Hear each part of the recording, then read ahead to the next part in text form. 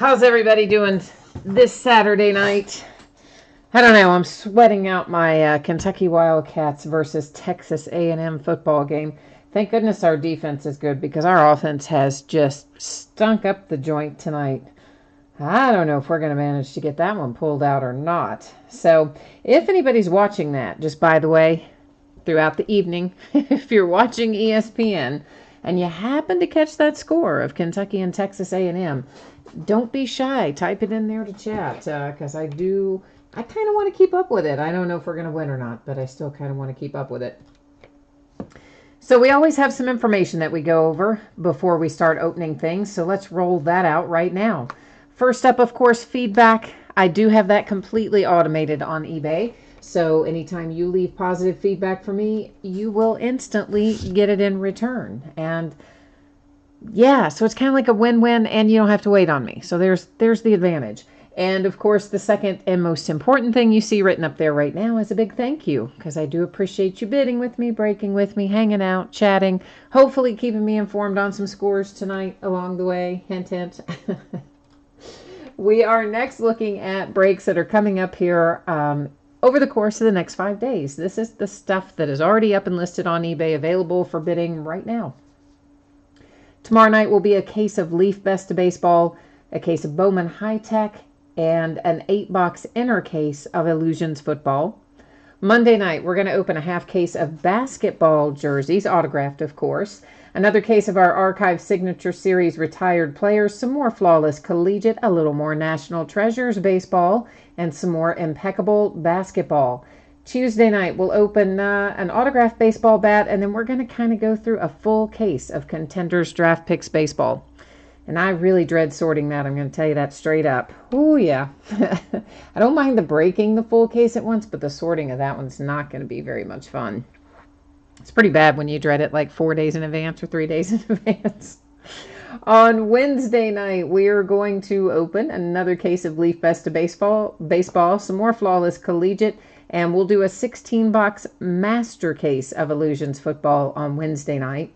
Then on Thursday, it will be a triple play baseball box with 3 autographed memorabilia items in it, a half case of Leaf autographed mini football helmets, and a half case of Leaf autographed football jerseys, and a full case of Bowman Chrome baseball. So that is what the week ahead looks like. Let's check out tonight.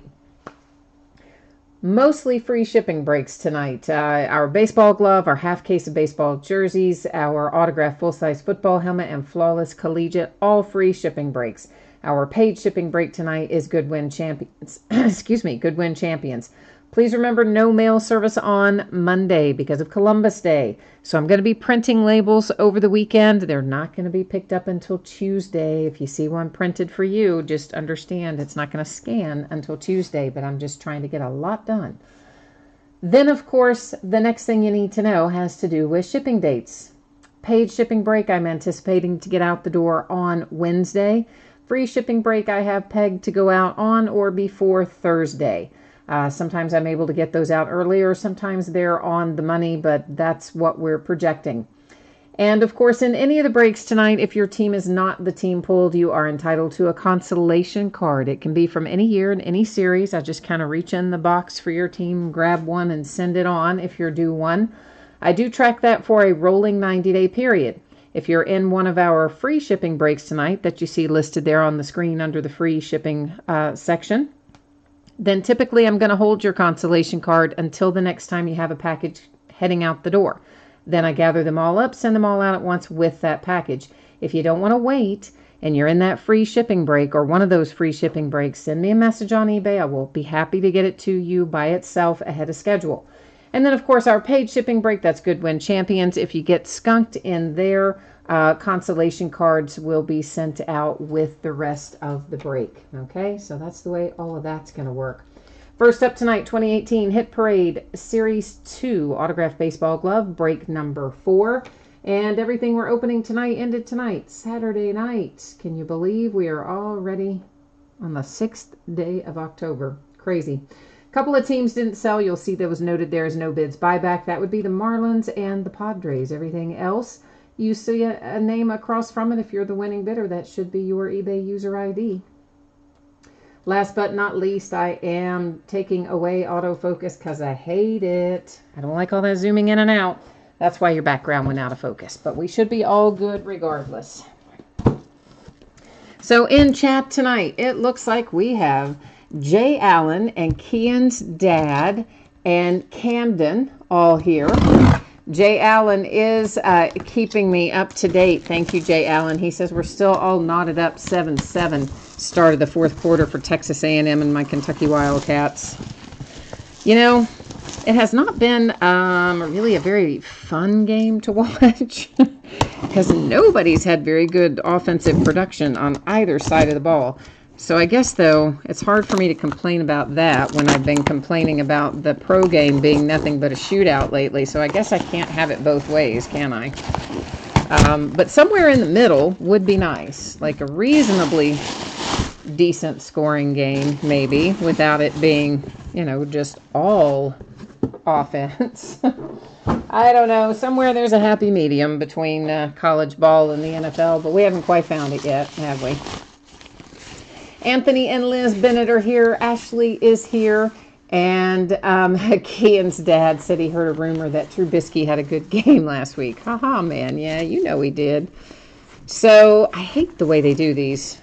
We're just going to kind of take a little peek behind it. I'm not going to completely unwrap it, but can you even see that at all? We'll look at the sticker that'll tell you who that signature is, but they wrap them very strangely with these gloves, and I don't like to unwrap them because I think it's, you know, bad form. Like, I don't want to do that because they have it wrapped that way for some reason that I don't really know what it is, and I don't know where this goes, so let me look it up real quickly here.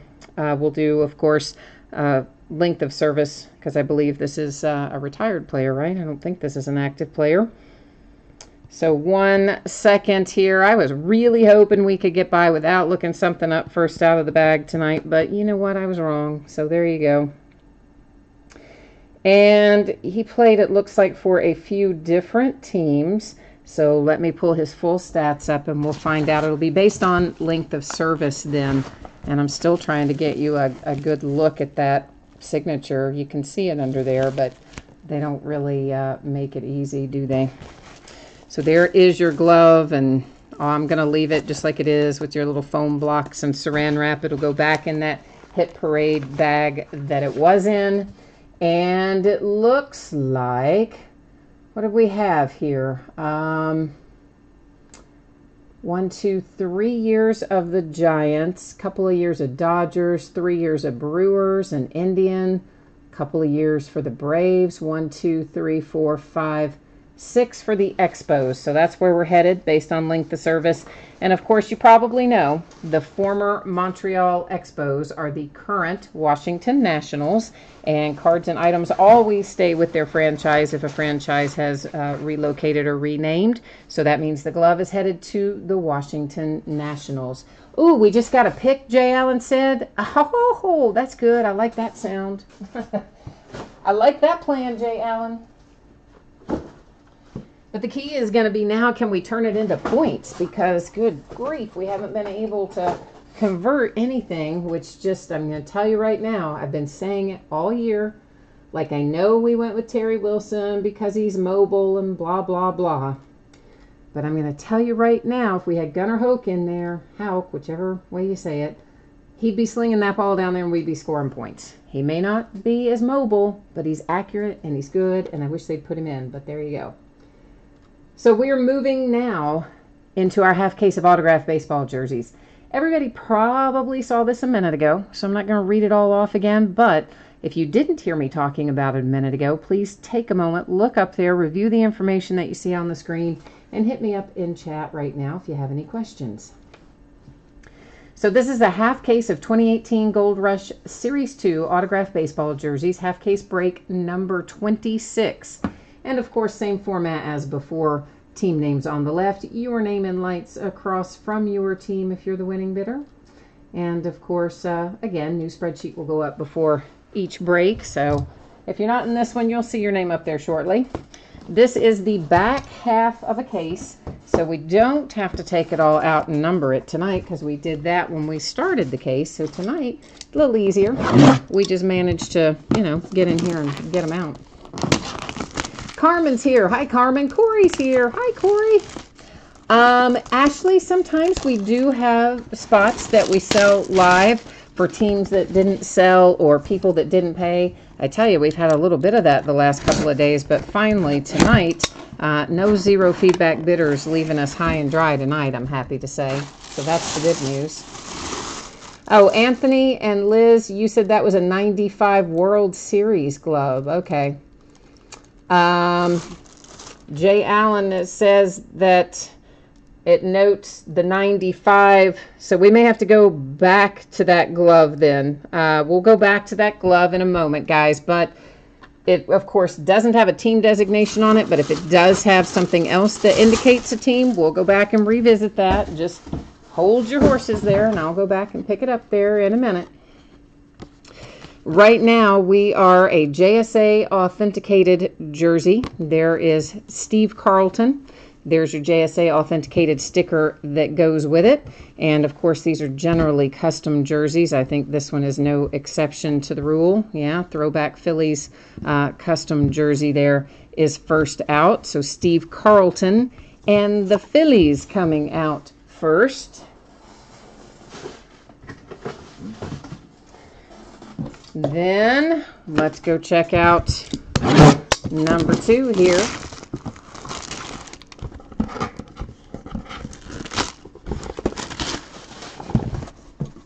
And we'll go back and look at the glove, guys. Some of you said that it says Braves or something on it. We'll go back and look at that, but just give me a minute to get through the jerseys because I didn't see any of that in chat until I had already set the glove aside and we had started on the jerseys. So this is Don Mattingly. So that, of course, is going to be a Yankee. Once again, JSA authenticated, JSA sticker and paperwork to match. And I will tell you, if one of these jerseys is coming your way, please make sure when you get it that you find your paper authentication if you would like to keep it. It's generally going to be folded up inside your jersey. So sometimes, they're going to fall around during shipping and things like that. So you'd want to make sure that you locate it before you toss out bags or envelopes or any of that kind of stuff, okay?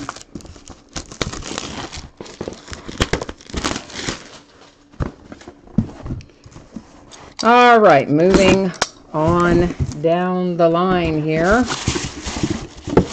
We have a Mets jersey, and it's a heavy one too.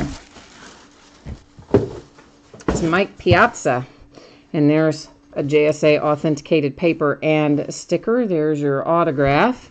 Your Piazza custom jersey for the Mets tonight. So to recap our jerseys, we have the Mets with Piazza. We had the Don Mattingly come out for the New York Yankees. And then before that, we had Carlton Fisk and the Phillies.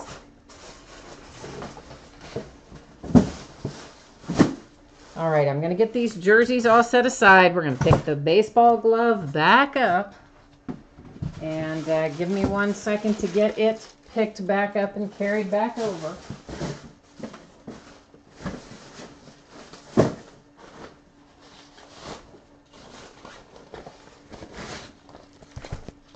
I can hardly even see what this says in there. It says... his name is on there, and then it says 95 World Series champ. So that means he won the 95 World Series. That is accurate, that he did win the 95 World Series, but it doesn't specifically say Braves on there. Let me see.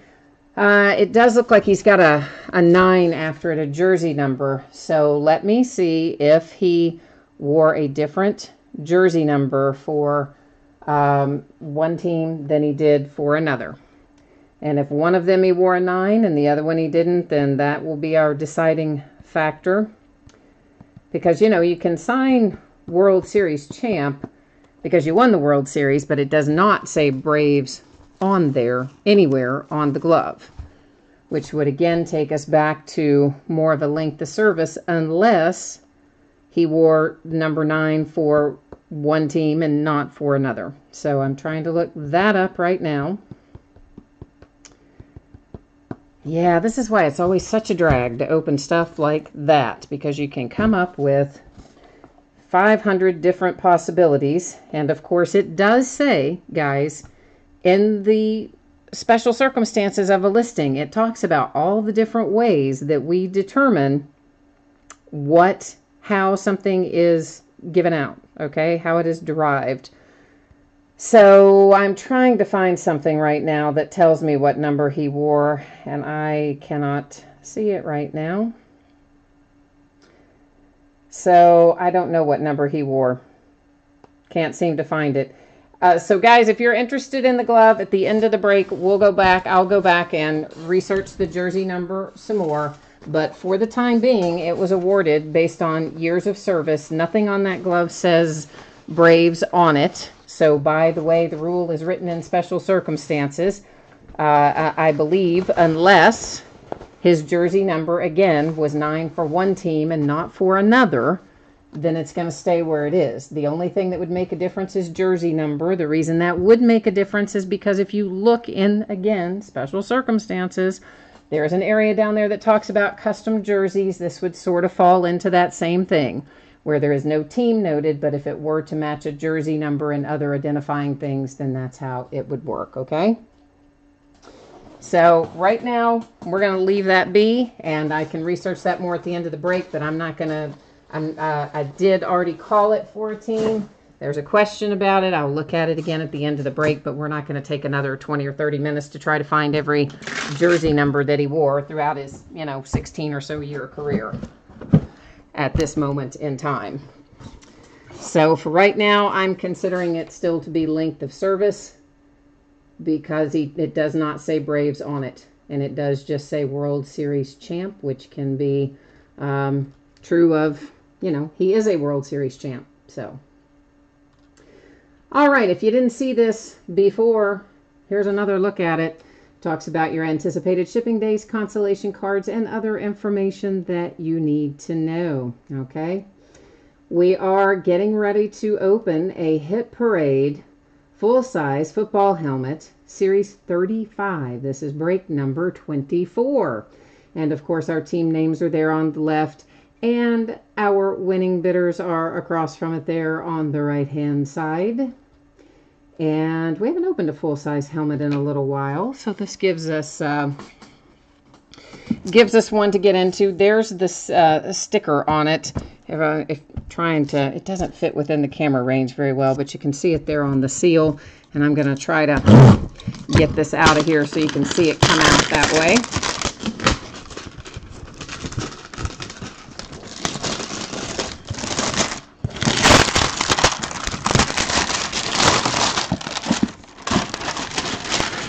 Oh man, that cellophane is some nasty stuff. It makes a lot of noise and it's super irritating.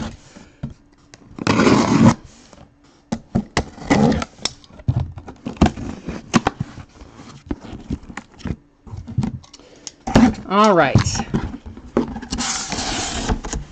Corey, you said you ordered a bunch of stuff that you're going to open yourself, huh? At your house? You got a bunch of things coming there. It sounds like a memorabilia vault, national treasures, flawless. You got all kinds of stuff coming, man. You're going to have a party when that arrives, aren't you? So we have a Saints helmet coming out right now. And there is your signature on it. I'm probably going to have to look in the box and see if we can find out. First of all, there's our Beckett COA tucked in there at the side. And there's our Beckett COA there on the back. Let's see if it tells us. I would guess, was that Marshawn Lattimore maybe? Does it tell me in here? Yes, it is Marshawn Lattimore.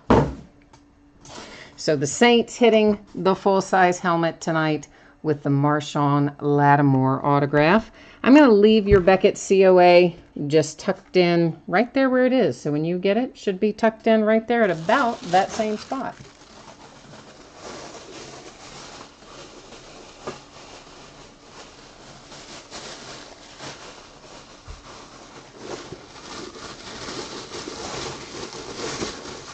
All right, guys, we are now moving into Flawless Collegiate.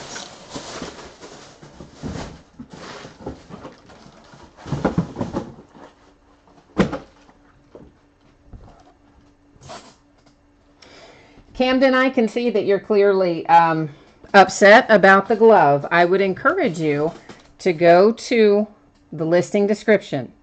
If you scroll down there and you read the special circumstances area, which is available there for everyone to read before you place a bid, after you place a bid, anytime you want to look at it, it does very clearly spell out how we deal with all these different kinds of scenarios, including pulling an item that doesn't have any team information on it. So, of course, we've already discussed that a little bit. And as I said, Camden, we can discuss it more later in the evening. But that information is quite clearly stated there. So if there's questions about that sort of thing, the better time to have asked that would have been before you made a bid. If you had a question about the way that that's written and you didn't like the way that I award those before you bid, would have been probably the better time to ask about that. So Flawless Collegiate, guys, is, I forgot to switch our camera view back there, so that's always fun. That's always nice. Trying to deal with our issue here with someone who's unhappy because they did not get called for an item that came out. And again, you know, guys, not everything can go to every team. That's why we have in the description all those things that talk about how things are awarded. That's how it works.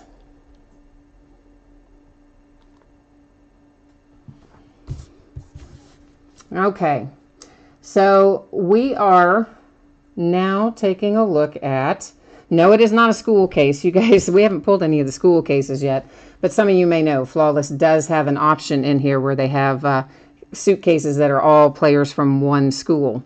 This is numbered to 25, and it is Rashad Penny for the Seahawks. Next out, there's a nice Josh Allen to 10. That's a very nice patch and on-card autograph to 10 for Josh Allen and the Bills. Behind that, Ed Reed. That's numbered to 20. Ed Reed is the Ravens. That, of course, we double-checked last night because he came out of a case last night, too. That's the card that goes with his little diamond chip in there. Oh, best reviews and free bonuses. You said you're mad you were going to go for the Bills tonight and you missed it. Oh, man, I'm sorry. Well, you know, we've got more Flawless Collegiate, so we got plenty more to open up. So it'll be all good. Not to worry, not to worry. We'll have more shots at it. Robert Foster, numbered to 20. And guys, since these are in their collegiate uniforms, of course, they go to their current teams if they are a current player. If they are a retired player, they go to the team they played for the longest. This is Jameis Winston. It's numbered to 25. It's the Tampa Bay Buccaneers. Next out is Ray Lewis. That is numbered to 5. Ray Lewis should be a Raven. Behind that is Ronald Jones II with a nice Rose Bowl patch. That's numbered to 10, and that is Tampa Bay Buccaneers.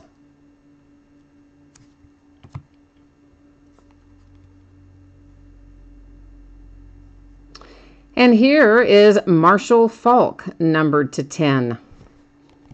I'll double check that. I always think of Marshall Faulk as being a Ram. But we will go and make sure, based on length of service, that that goes to the Rams. I think that it will, but we'll double check it.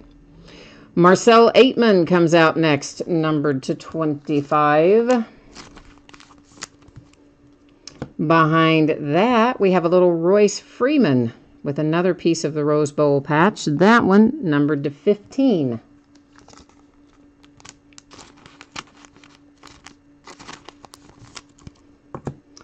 And finally, it is Sam Darnold and Ronald Jones sharing a card numbered to 10. Sam Darnold, of course, is the Jets, and Ronald Jones is a Tampa Bay Buccaneer. So we'll have to go to our spreadsheet, see if we have the same team owner or a different team owner on that one.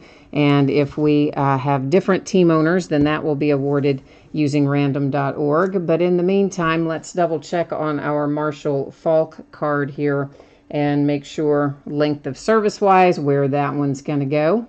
So give me a second to get that pulled up. I'll show you the card in question. It's right there, numbered to 10 on the Marshall Faulk. So again, if you guys remember how this works, and most of you probably do, we use NFL.com to determine our years of service. So I'm just going to NFL.com historical players search and simply looking up Marshall Faulk, and we'll make sure what team that actually goes to.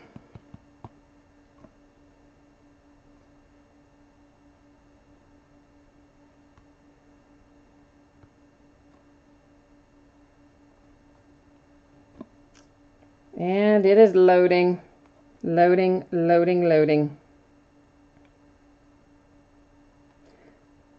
So it looks like 1, 2, 3, 4, 5 years were with the Colts, and 1, 2, 3, 4, 5, 6, 7 years with the Rams. So as we called it before, it is in fact going to the Rams based on length of service.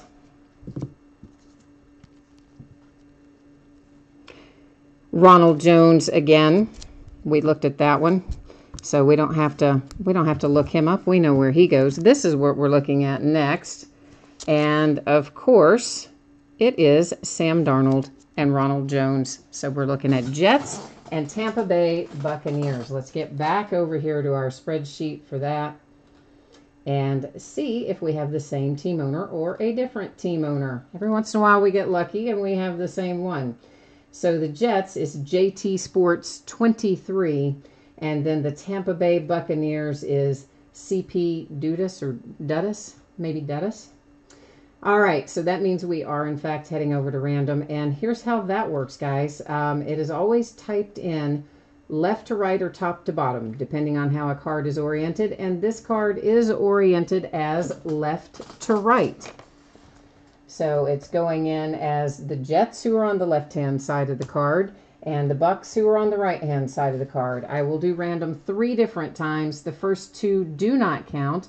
It is only the third and final random that makes the determination. So ignore the first one.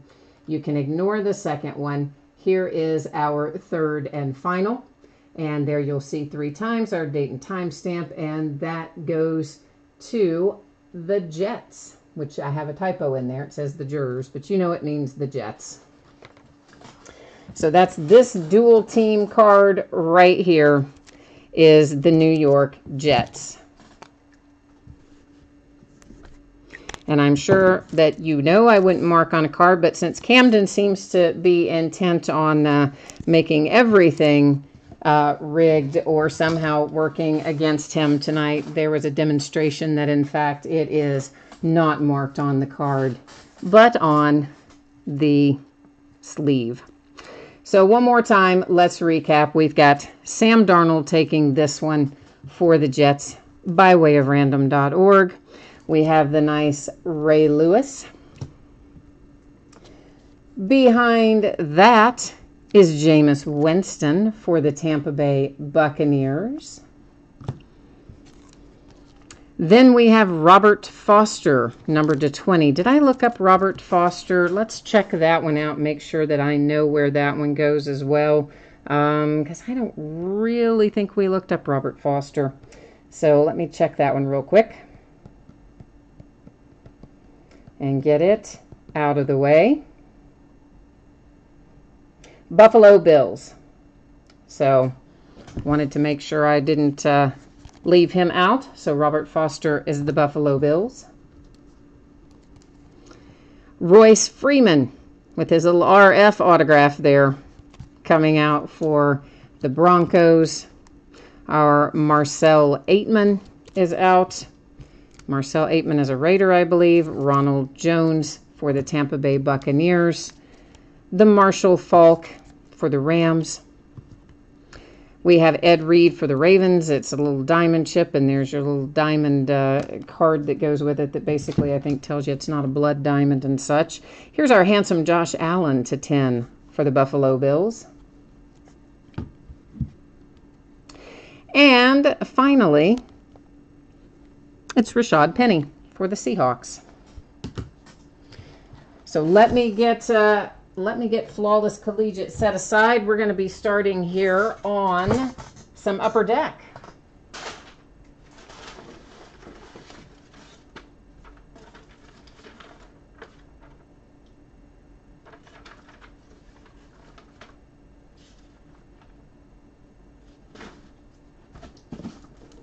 This is a whole master case of Upper Deck. So this one is gonna take a while. So if you happen to be in for the long haul, you might want to go get a snack before we start this one. It's gonna take us a while to get through it. I can pretty well guarantee you that. Well, I've got the case up. Let me get our spreadsheet up, and we'll run through some Upper Deck here in a few moments. Okay, so you probably have seen this by now. Just in case you have not, we are talking about two different things here. Our paid shipping break, which is Goodwin Champions that we're about to open, is going to ship on or about Wednesday the 10th. Please remember there is no mail service at all on Monday because of the holiday, okay? And if you get skunked in any category of Upper Deck Goodwin Champions, then consolation cards of some type will go out to you with the rest of the break. And that's really just because it's a paid shipping break. If you got skunked in one of our free shipping breaks up there, which was the baseball glove, the baseball jersey, the full-size helmet, or Flawless Collegiate, your consolation cards are typically held in the free shipping breaks until you have a package going out. I keep up with it for a rolling 90-day period. If you do want it sent sooner, you don't want to wait for your next package and you are in one of the free shipping breaks, all you need to do is send me a message on eBay and I will certainly get it taken care of for you. So this is 16 boxes of 2018 Upper Deck Goodwin Champions. This is a master case break. It is break number 1. We're going to open all 16 boxes tonight. And of course, there were a lot of different bidding categories in here. And each bidding category told you in the description what you were bidding on. So hopefully everybody managed to read that and know what we're talking about here. So all the Ben Simmons cards, whatever they will be, go to the Ben Simmons category. All Jose Santos cards will go to that category. Any card with Michael Jordan on it goes to that one. Miles Bridges goes to his. Serena Williams goes to her spot. Shohei Ohtani to his, Tiger Woods to his, Wayne Gretzky to his. There's an insert set called Robots Rule. All of those will go to that bidding position. Any World Traveler Map relics we pull would go there. National Park Relics has a bidding category.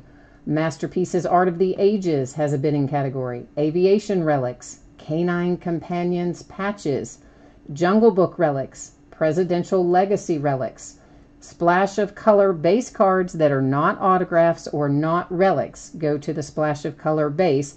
Again, unless they are Ben Simmons or one of the listed athletes, okay? The listed athletes, any card that has that athlete on it goes to that athlete's category. Splash of Color relics that do not fall into an athlete category. Splash of Color autographs that are not one of our listed athletes would go to that category. Then we have Goodwin inscribed autographs. Once again, anything that's not our listed athletes that is a Goodwin card inscribed, you know, like whatever it might say, Hall of Fame 91 or World Series Champion 95, whatever. Then there's Genuine Heroes autographs, cut signature autographs, other relics that just have the Goodwin name on them that don't hit one of the other categories, the Gaudy card relics that don't have one of the other categories, Goodwin Champion other autographs, Gaudy other autographs, Goodwin base cards that are not autographs, relics, or another category, Goodwin mini base, same as, no autograph, no relic, no other category, Gaudy base, non-autograph, non-relic, not falling into another category, and Gaudy mini, no autograph, no relic, not falling into another category. So hopefully everybody read all their descriptions and know what they've got going here and how it works. So that is what we're about to embark upon. And as I said, it's going to take us a while to get through this bad boy. It is set up as two 8-box inners. So, of course, that's how we'll take them. I'm taking the two 8-box inners out of the master case right now. We'll break an 8, and then we'll break the other 8 right behind the first 8. Let me just get the master case box out of our way here.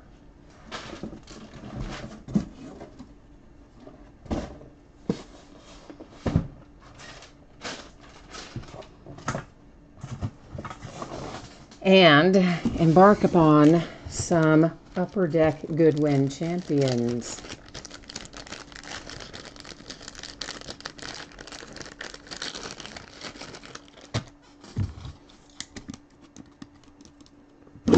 So we don't open a lot of Upper Deck. Most of the Upper Deck stuff, of course, many of you know, is hockey, because they don't have a license for the other sports. They don't have any NFL or MLB or NBA licensing deals with anything. However, they do have some exclusive athletes, and you saw a list of a lot of them. There are others, of course, but not as high profile maybe as the ones that we created to give their own category to. So this is where those show up. This is where you can find your Michael Jordans and Ben Simmons and all that sort of stuff. This is exactly where they put them, in Goodwin Champions. And I think, so guys, is there any questions about anything with how the categories are broken out in Goodwin Champions before we get rolling here?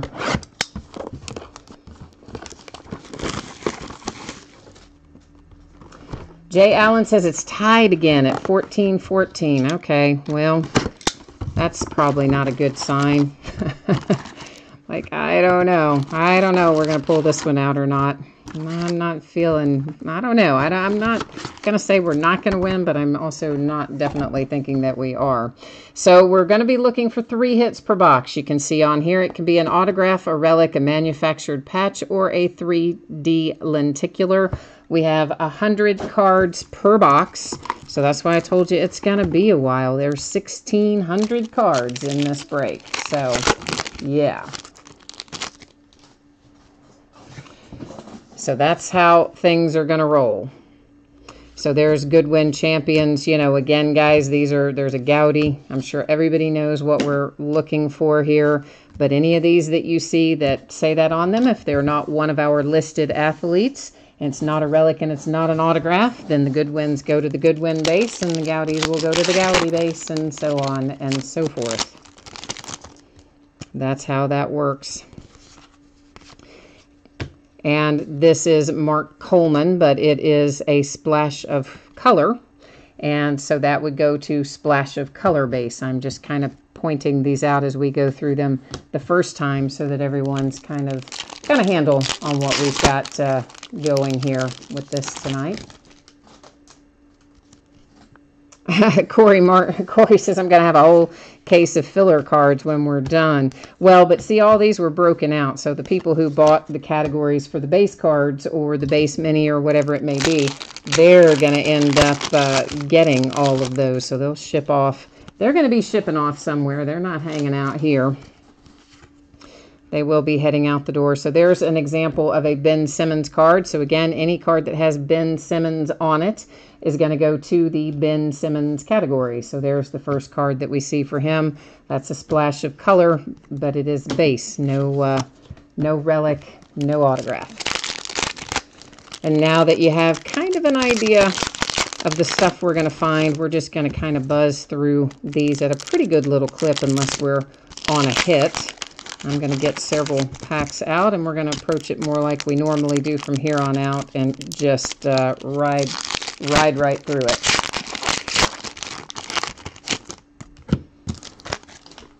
Hi, Gio. How are you? Oh, I see Jay Allen said that Kentucky picked up a fumble and returned it for a touchdown. Like right now, so we're ahead? Are we up 21-14? What are you saying to me, Jay Allen? I need more info. I gotta have more info on that, man. I don't know if that happened to make it 14-14 or if that happened after, if that's what made 14-14 or if that happened after 14-14. That's what I'm trying to get to. All right, so there's LeBron James. I did not have a separate bidding category for LeBron James, did I? He must not have autographs in this product. I did those when I was taking care of when I was taking care of doing the listing categories. I was also looking at the checklist, so he must not have autographs in here. So this is a little wooden kind of mini, but it is still a Goodwin mini, and it is not for anybody who is a listed athlete in another category, so that just goes to the Goodwin mini base. Here's a splash of color base, but a 3D base, but same as. So for the most part, we just kind of go until we find some hits that we're looking for. 3 per box as we go along. I think, if I remember right, that one person bought the vast majority of the other base cards and minis and all that sort of thing. So somebody's probably going to have like a 50-pound box of cards signed up there.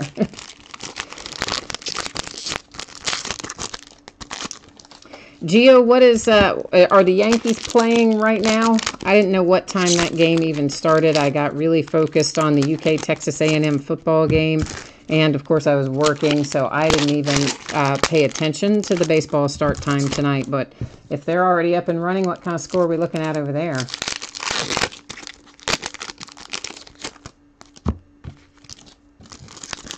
Corey, who are you hoping gets signed? You said you picked up a lot of his high-end cards dirt cheap, but I don't know. I probably missed that. So who is it that you picked up a bunch of, Corey?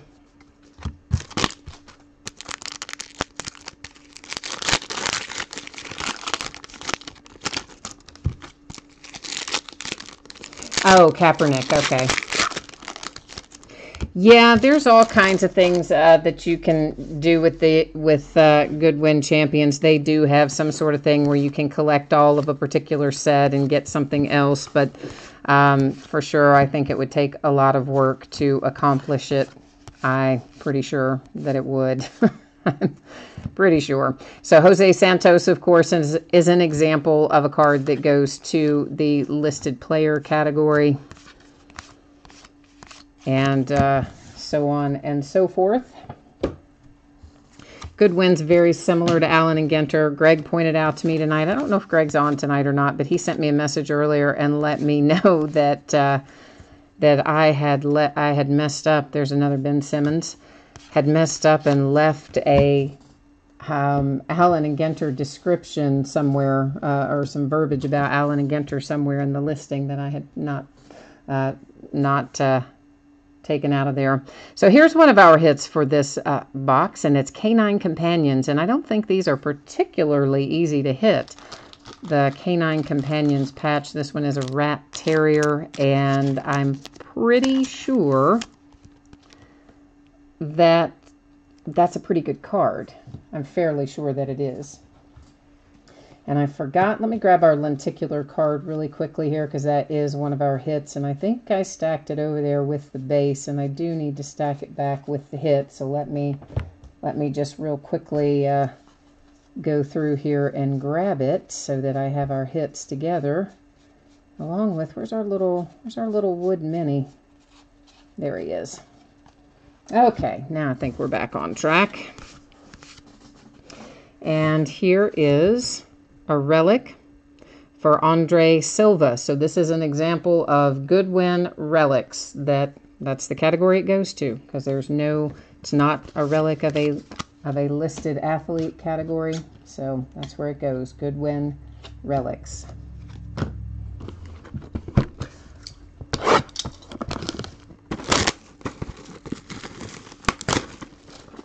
Jay Ellen, you said Kentucky got the ball back. with 2:13 to go, and it's still tied. Oh, boy. Oh, my goodness. That would be nerve-wracking. It's probably good I'm not watching it. I'm pretty sure I'd be, like, yelling and screaming, maybe throwing things. It would be probably unpleasant, I think.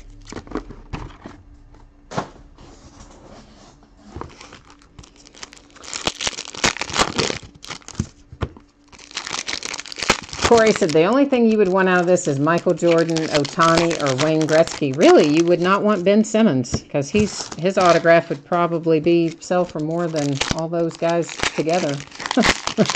Maybe not more than Michael Jordan, but maybe. I don't know. Ben Simmons' autographs go pretty high. And if you happen to get lucky enough to pull the exquisite, because there is an exquisite Ben Simmons, there's also an exquisite Ohtani.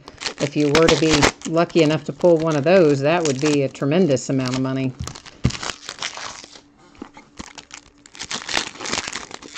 Yeah, Jay Allen, I'm with you. I'm pretty sure those canine patches go for pretty good money. So you kind of thought the same that I did on that. I don't remember the pricing for a lot of this stuff, obviously, because I don't monitor it super closely.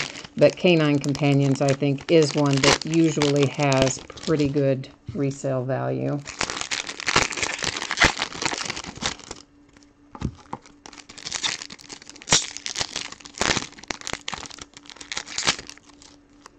Yankees 3, Red Sox 1, huh? All right, well, that sounds like the Yankees might have picked up the pace a little bit. I don't know what inning they're in, but sounds like you might be on the right track there.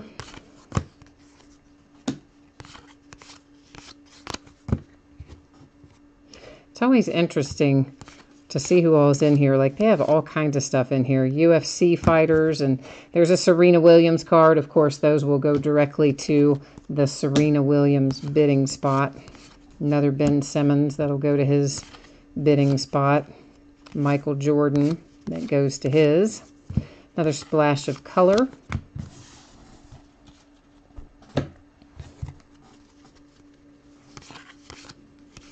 So, Corey, when are you expecting to get your big haul? All the stuff you bought today, when are you expecting to see that show up in Alaska? So that you can have some fun, open it all up, and then make us all insanely jealous with whatever you hit. We want to know when it's coming so that we can then, you know, bug you and find out when it is that it'll be showing up. Marco Andretti. Oh, that's kind of cool. Goodwin autograph. And that is the category it goes to, Goodwin autographs. Behind that, another Goodwin autographs. This one is Yu Lee, I'm going to say that is. Golfer, apparently.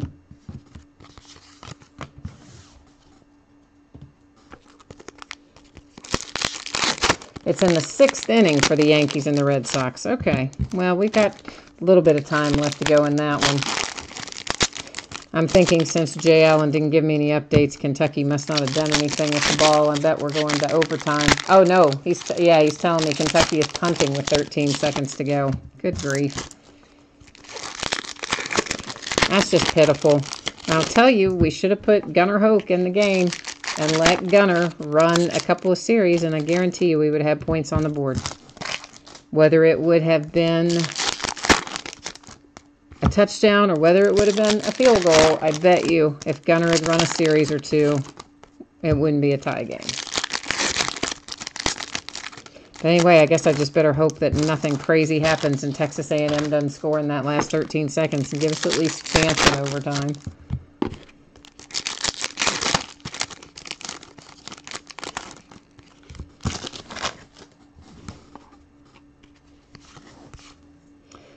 More splash of color base. That, of course, was Gowdy base. Goodwin minis.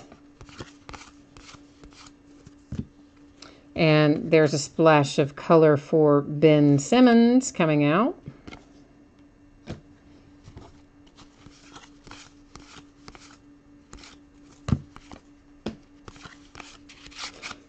Oh, another Canine Companion. All right, we're kind of doing pretty well so far with our Canine Companions tonight.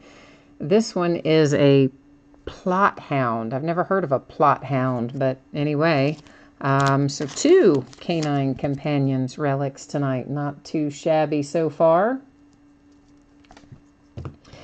Well, see, this is what I'm saying, Jay Allen. We have another quarterback on the roster, Gunnar Hoke. And Gunner's a junior. He's been in the system for 3 years, or maybe he's a red shirt. I don't know. Anyway, he's been in the system 3 years. This is a Goodwin relic for Jacob Ardown. And our other guy, Gunner, is an excellent passer. Excellent passer. Can throw it down the field, moves the ball quickly, converts well, protects the ball well, but he doesn't run. He's not a mobile quarterback, really. Terry Wilson is. So Terry Wilson is a JUCO transfer that came in to us just this year and somehow beat Gunner. Well, I know how. He beat Gunner out for the job because they said he was more mobile. And they thought that, his legs would be worth, that we would gain more benefit from his running than we would if we stayed with Gunner, who isn't a mobile quarterback. Terry Wilson is supposed to be a dual threat quarterback. I don't really think he is. But anyway, they say he is. So all season, I've been mad about it because Gunner, when they do put him in, Gunner just plays really well. We just march down the field and we score points. And when Terry's in there, Terry does make some good plays with his legs sometimes, for sure. But he also throws interceptions. He's not accurate with the long ball. He's prone to having poor ball security. And tonight, I didn't even think he was running very well myself. But at any rate, I just, wish they had put Gunner in there for a series or two somewhere because I think it would have made the difference. But we didn't. And I see that you're saying he's just done even worse since the last part of the game I saw. So I don't even know what else he's done. But, I mean, for sure, he moves well. And he does have some benefits to being able to run. But got to have somebody that can get the ball down the field on the nights when you can't run it. You go in against Texas A&M, who has a very good run, very good defense against the run. What are you going to do? Can't count on Benny Snell to always run 100 yards and 5 touchdowns a game or anything like that.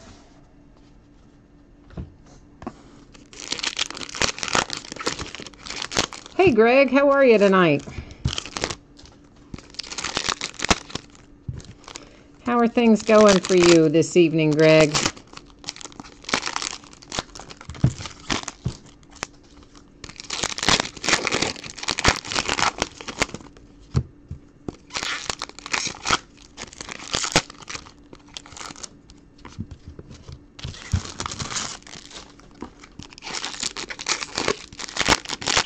Benrod says Greg missed the action.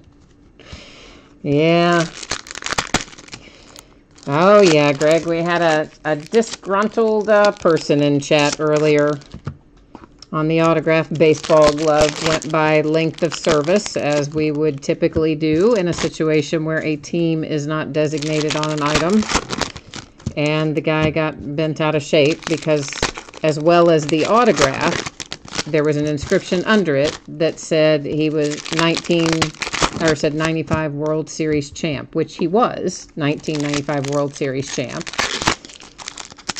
But by way of the way that the rule is written on every web page, it would go to the team he played for the longest. But his thought was, because it said 1995 World Series champ, that it should absolutely, unquestionably go to the team he played for in 1995.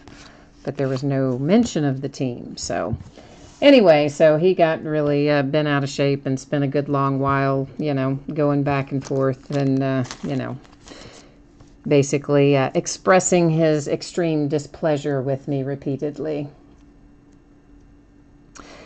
World Traveler map relics. I think those actually are, is it World Traveler Map Relic or is it the National Park? One of those map relics, I think, also has pretty good resale. Oh, Jay Allen, you said he didn't even own the spot. Are you kidding me? I thought one of the spots was his, so he didn't own the spot. Was he in the break at all? Or was he just in trolling just to pass some time on a Saturday night and had no involvement at all? Robots Rule the World lenticular card. So that is another hit out of this box. So we had the Canine Companion. Did that come out of this box? I think. The lenticular robot Rule the World. Then we've had the World Traveler map relic there as well.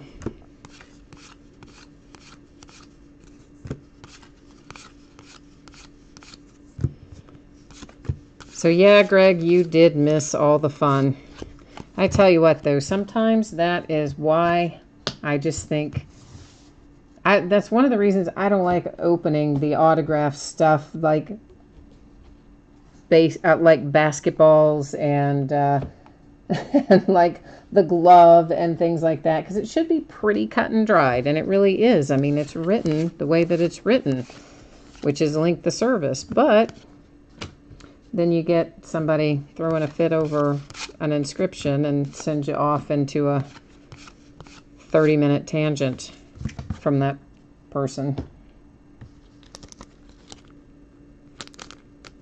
Oh, he didn't even have... he just said he thought it should be the Braves, and so he just decided to just hang around and throw a fit. Okay, well, cool.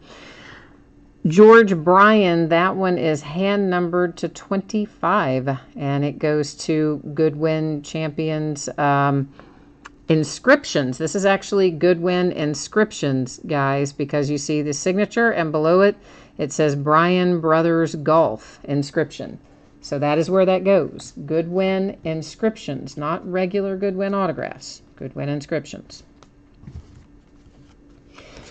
Kentucky has the ball first, huh? Okay, well, let's hope that we can make something happen with that. We have to... I can't remember if these are NFL rules or college rules. In overtime, if we score a touchdown on first possession, it's over, right? But if we just get a field goal, the other team gets the ball. Is that right? The other team still gets a chance to have a possession if we only score a field goal. Or if we get a touchdown, it ends right then. Is that right in overtime for college, or is that overtime for NFL? Greg, it's this golfer right here.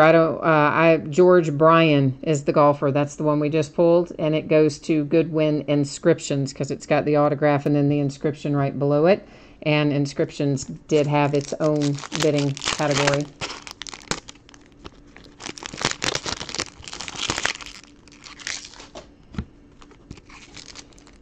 Oh, yeah, I know. I wish that, yeah, on the Marshall Faulk, I know, man. I did go double check that, though, to make sure that it was length of service to the Rams versus the Colts. And it was, in fact, length of service to the Rams. He was there longer than he was with the Colts, so I know. I did have to go check that one out, though, because sometimes I will have in my head that, like, I really strongly associate Marshall Faulk as a Ram. I always have.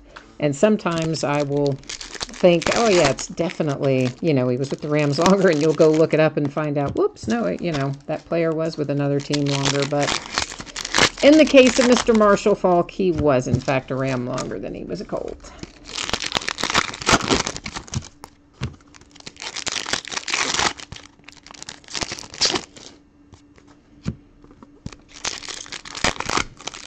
So, wow, I wonder if the guy was in the breaks at all tonight then, the guy throwing a fit. If he was in any of the breaks, or what kind of was going on there. Who knows? Some memorabilia for Goodwin, and it is Graham, R-A-H-A-L. I don't know how to say his last name. Rahal? Oh, good grief. Our quarterback got sacked on third down. Ah, yeah. Terry Wilson continuing to just make us happy, isn't he? Wow. Get sacked on third. How do you let yourself get sacked on third down in overtime? Come on. Man, we wouldn't even still be in the game right now tonight if we didn't have good defense, because we have done nothing tonight offensively. Nothing. It's just ridiculous. There's a little Gaudy mini of a bird watcher of some sort. Took us out of field goal range. Nice. Oh, nice. Just gets better, doesn't it? Man alive. I don't know how they... I don't know why we don't switch. At least give Gunner some series when we're in games like this where we are not doing well offensively. There's no reason to not let Gunner have a couple shots at it. I mean, I know all about rhythm and keeping, quarterbacks in rhythm and etc. I know all of that. But you know what?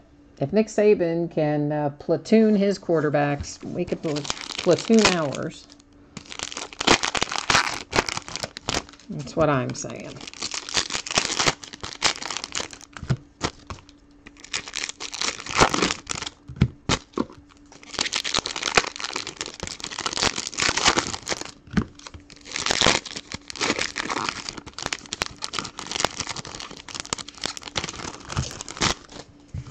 But I guess, well, I don't know. Maybe we'll live to fight another day. Maybe we won't. I guess it depends on if A&M scores or not.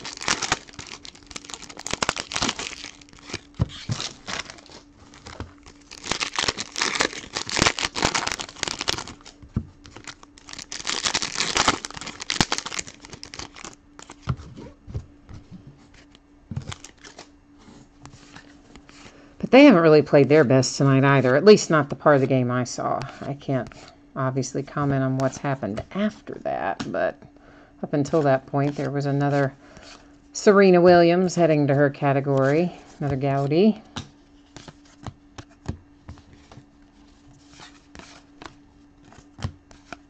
This is off the topic of sports, but does anybody go see the new movie Venom? I want to know if it's good or not, if anybody's seen it. This is another one of the little lumberjack wooden ones, but they will all go, well, I shouldn't say they all will, but the ones like this, they go to the Goodwin Minis category because that person is not one of our listed athletes in another category. And here is a Wesley Bryan autograph that goes to regular Goodwin autographs. A&M's on the 10-yard line. Well, then they're either going to score or get a field goal, and we're about to lose our first game of the season, it sounds like. Another canine companion. And a Basenji hound. A Basenji hound is our third canine companion. I didn't really think, A&M scored. Okay, game over. Figured. I did not really think that the canine companions came out as frequently as we're seeing them tonight, but I do still think they have good resale value regardless of the fact that we're seeing them come out more than I thought we would tonight.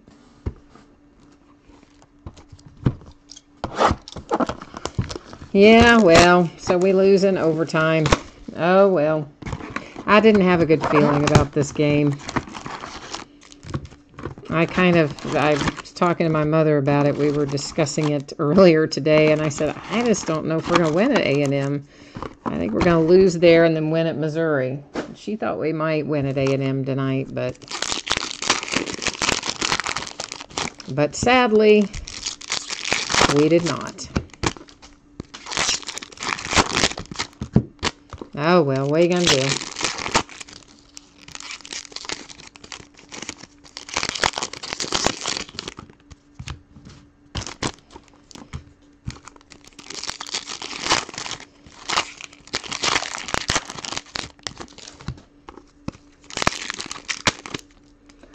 .2014, the final score. We'll be coming home sad tonight. I just didn't think we had a good game plan in general. I mean, we know Terry can't throw the ball very well, not very accurately or very far. And you know that Texas A&M comes in there with excellent run defense, and we've been getting all our yards on the ground. So I think we needed a different game plan, but the coaches didn't give us a different game plan. So now you know the end result. We lose. Okay, so this is kind of cool. An aviation relic that is, I don't know whatever that says right there. I don't know what that is. So it's some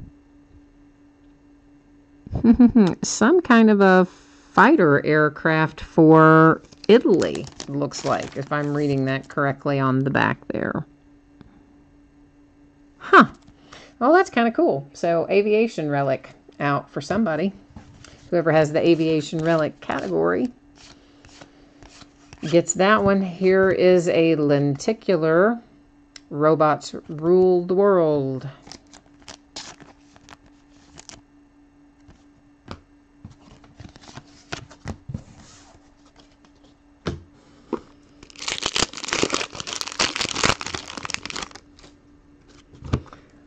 Hi, Bandy. My breaks are on eBay.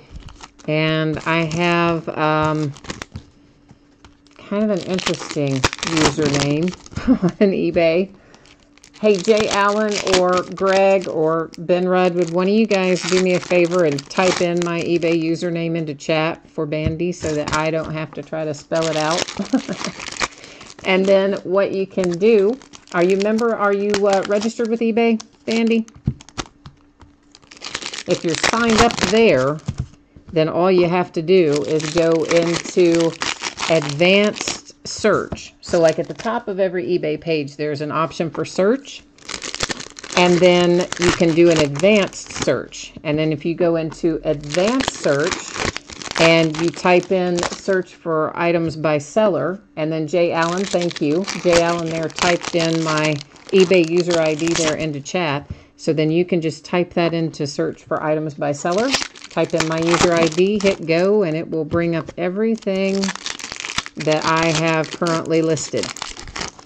And new stuff gets listed just about every night. We break Bandy most nights of the week.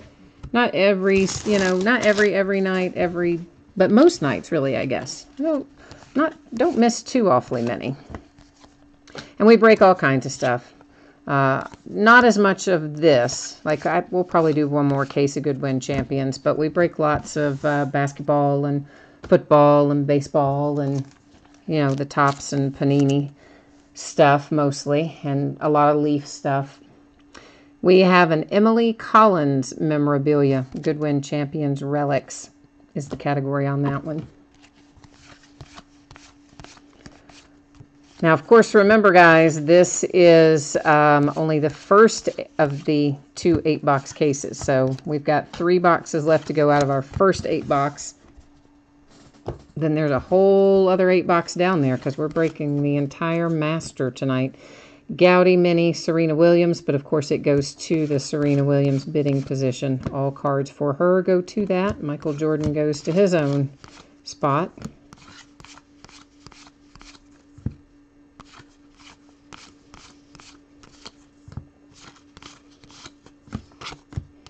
Yeah, I just thought that it would be easier for sorting purposes if we broke those categories down the way that we did on this one.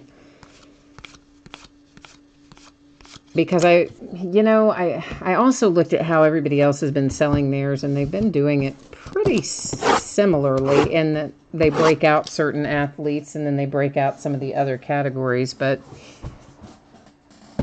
I just tried to do it in a way that it would make sense and we could easily figure out where everything went.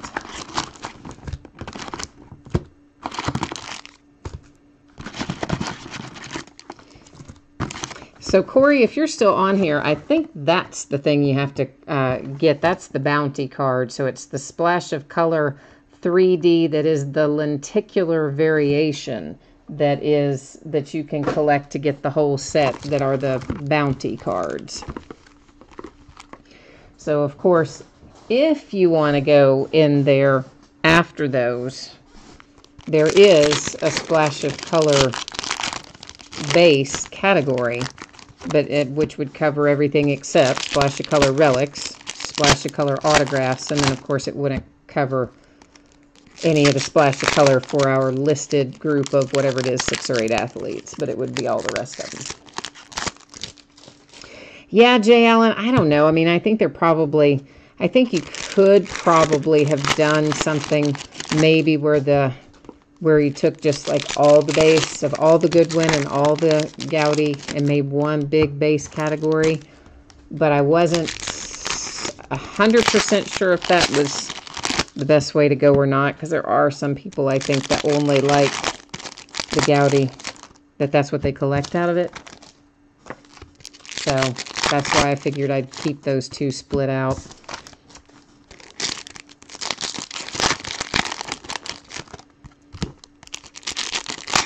And I think there are probably, I mean, some people may not break out any of the athletes either, but I thought, you know, that's kind of the important part. Some of those guys that are exclusive signers are the important part of that.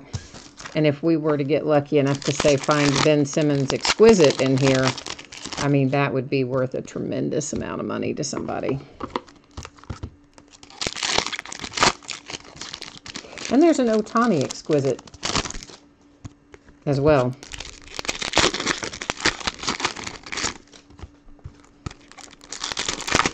If you're not familiar, Exquisite was a really high-end Upper Deck product that they used to produce when they had licenses for, because, you know, they used to be able to produce NFL cards and all that sort of thing.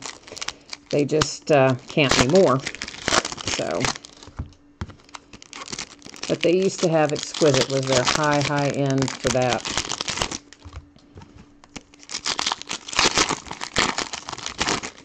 And I think those were maybe originally unannounced for the Simmons and the Ohtani in here. There's a Simmons Gowdy that they just kind of snuck them in and announced it after the fact, which is, of course, Allen and Ginter trick, right? You know, Allen and Ginter always has something that they don't mention in the sales sheets or you don't know about until it comes out. So I think they were kind of taking a page out of the A&G book there. You miss Upper Deck in baseball and football? You know, there's certainly things I like about Upper Deck, and there are some of their stuff I would say I miss, but other parts of it, I think, honestly, Topps and Panini fill the need for the most part. Certainly Exquisite I did like, so Exquisite is one that you kind of miss, but it's a Gowdy. But outside of that one, I don't know. Here's another Canine Companion. This one is an English Toy Terrier. Wonder if it tells us, I wonder if it tells us the odds for those on the back of one of these packs. I'd be curious to know about that. Yeah, it says it is. Okay, so it should be 1 per box then. It says 1 in, I wonder if that means 1 in 100 packs, or I guess it means 1 in 100 packs, doesn't it? That wouldn't be by box. If it's supposed to be 1 in 100 packs for Canine Companions, we're hitting way more than that, aren't we? Yeah, we are. Because there's only, how many packs do we have? I've already forgotten. We have 20 packs per box. So yeah, you should only be hitting like 1 every 5 boxes, which is what I thought. They aren't super, not supposed to be super common, but yet it's like the 3rd or 4th one we've pulled. That's kind of crazy, isn't it? This is a Splash of Color Relic.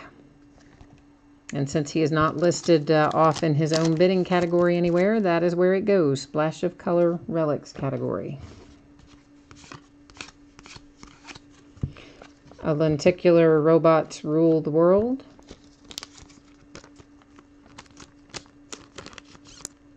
Oh, when you started collecting, Upper Deck was your favorite, huh? What series did you like best? Were you an Exquisite kind of guy, or you had another Upper Deck that you liked the best? I I still have some Upper Deck. I have some Upper Deck baseball, I think.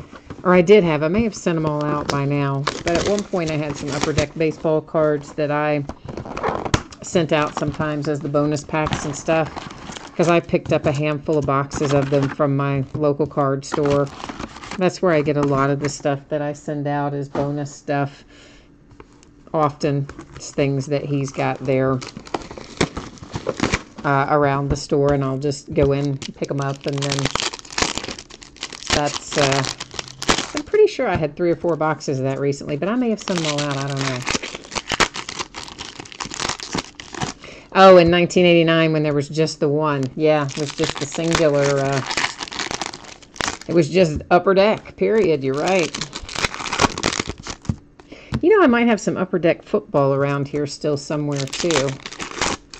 Because at one point, I'll have to look for that. At one point, I had some, maybe 2007 or 2009, had some boxes of Upper Deck still hanging around here. Not that I haven't had them since 2007 or 2009, but again, stuff that I picked up along the way. My local card shop, man, he had a ton of stuff, of older stuff, for a long time. I've picked him clean of a lot of it. And then, as many of you have heard me talk about in recent months, he's been selling stuff off lately because he plans to close it if he hasn't been able to sell it. And so far, that will go to the Jose Santos category.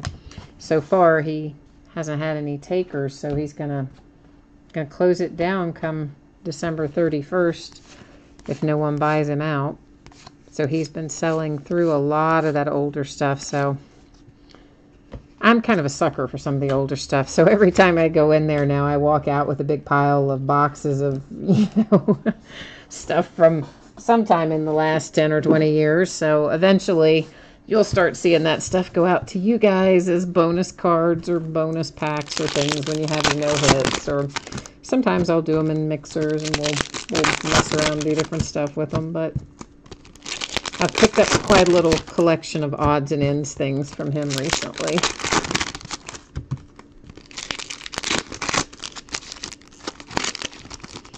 So I don't even know what all I have. A lot of times I just kind of put it in anything that's not a sealed case. I just have a little storage kind of area that I put it in.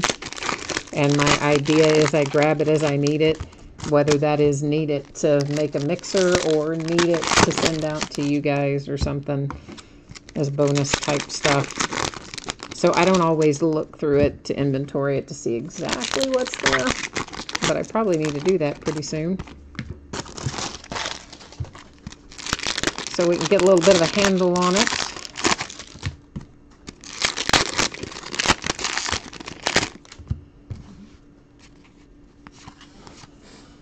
There's a Serena Williams splash of color. Of course, goes to her own bidding spot.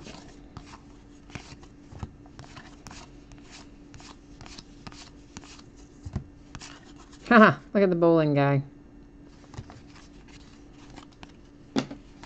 I don't know why that struck me as funny, but it did. For whatever reason, the pose he was in, it just struck me as funny.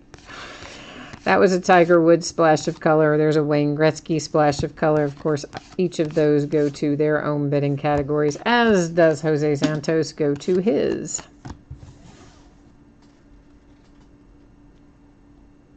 Oh, you got some National Baseball Card Day packs. Yeah, I actually... Those, believe it or not, Topps doesn't just give those out to be given out. You have to buy them from Topps to give them out. But I kind of like them because they do have autographs in them. I mean, I don't know the frequency of which, but there are autograph variations. That's a nice low number to 8 on our little wood mini lumberjack here, and that is a mixed martial arts guy, and it goes to Goodwin Champions Mini is the category. But so they do randomly insert autographs in there, so I like that.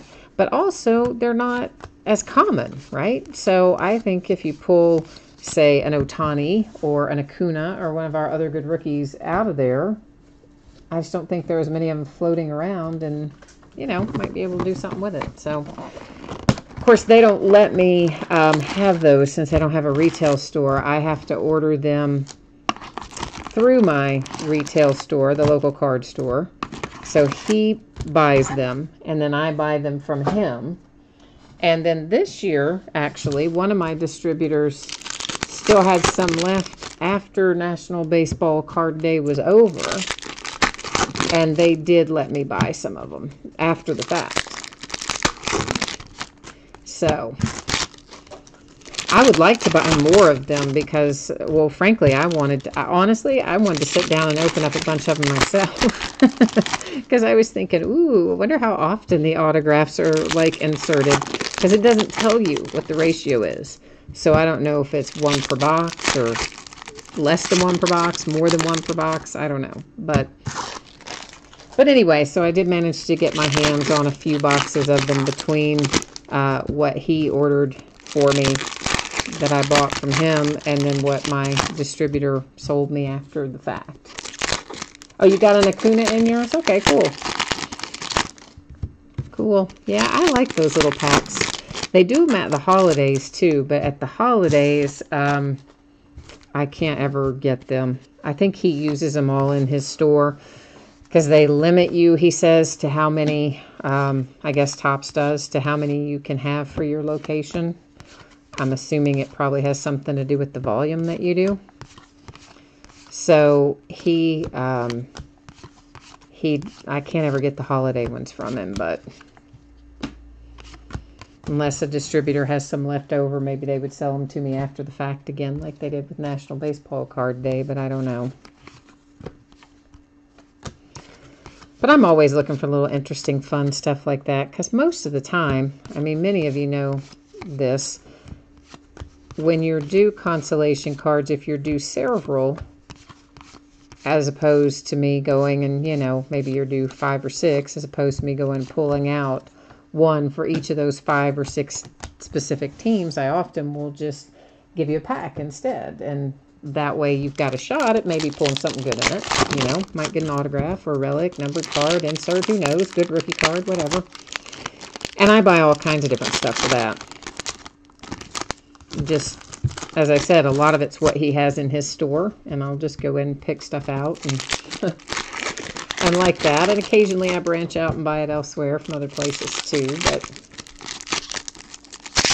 somebody was in last night that I forgot to ask. I meant to ask him what series it was that he got his autograph from, but he said one of the bonus packs he got, he pulled an autograph card and he pulled a card of numbered to 25, but I don't know what sport or what pack it was. I just put it in, I just put all those packs, like I'll open up 2 or 3 boxes of stuff I've bought for baseball, for instance. Maybe 2 or 3 different boxes of stuff I've bought for football, and then I just put them all in one big box, and I just kind of reach in and grab one. So, mix it up a little bit so you're not always getting the same thing every time, or I try to, anyway. And here we have, if I didn't have it upside down would be helpful, a National Parks map relic. Vintage map relic from, what if it, does it tell us where? It just says a piece of vintage map, but it is really low numbered. Number 2 of 38. So, National Parks map relic. I wish they would tell us, like, what year it's from. I'd like to know, like, what year did they, what map did they cut up to give us that? You know what I'm saying? I don't know. It's interesting to me. All right, let me do a little creative rearranging here. Then we're going to look at those last cards, and then we're going to open the next 8-box case. But bear with me for a second, because I need to create a little more space over here on the sorting part of things, because we're getting ready to, I've got to set this other stuff up here momentarily. And I want to make sure that I have adequate room for it. All right, let's get all our filler cards out of the way, and had to stop and do a little housekeeping there so that I have somewhere to put the next 8 boxes that we're going to go through, or the cards from them, I should say. Yeah, you said as much stuff as I move, they should give me a bunch. Yeah, they don't work like that. Yeah, Topps, well, like I said, even National Baseball Card Day, you would think that like Topps would give people those, dealers, I mean, based on the amount of product support that they give Topps, because it's a Topps promotion. That's Graham Rahal Gaudy memorabilia card. But they don't. They make them buy them. So they don't cut anybody any slack. But if they would let me buy it ahead of time as a breaker, you know, I can imagine a lot of breakers would probably utilize them. You know, you could just give them out as bonus packs for anybody who broke with you that day. There's a lot of stuff you could do with it if they would let us buy them. When robots ruled the world again, another lenticular. And honestly, since they aren't free and you do have to pay for them, like, why do they care who buys them? That's my other question. It's like, what difference does it make? But I guess it's supposed to be, you know, one of those things that, like, I guess it's supposed to be helping to boost the business of your local card store and keep traffic coming in there. I suppose that's the reasoning. That would make sense, but they have to realize that there aren't a lot of those kinds of stores left. And sadly, the ones that are like my guy, you know. He doesn't want to do breaks and things like that, which would give him more volume, which would mean he could buy enough stuff to stock his store. So then, because he doesn't do breaks and he doesn't turn through a lot of volume, then he has a hard time getting enough stuff to stock his store on the high demand products anyway. So he says that's part of the reason that he's, you know, shutting it down. But he's an older guy and he doesn't want to do breaks and doesn't want to do, you know, start selling it online and all that.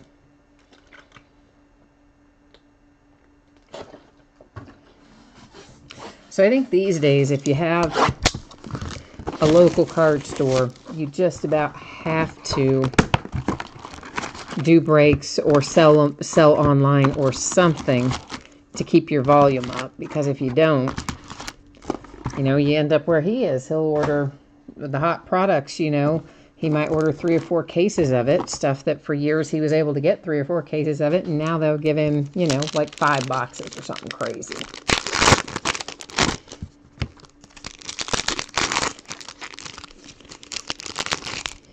The nearest store to you is 100 miles or more away. Yeah, that's about where I'm going to be. I mean, once he closes, I don't think I've got another store until probably Louisville. So, yeah, you're probably talking 80 or 90 miles from me by the time we would get to another store once he closes.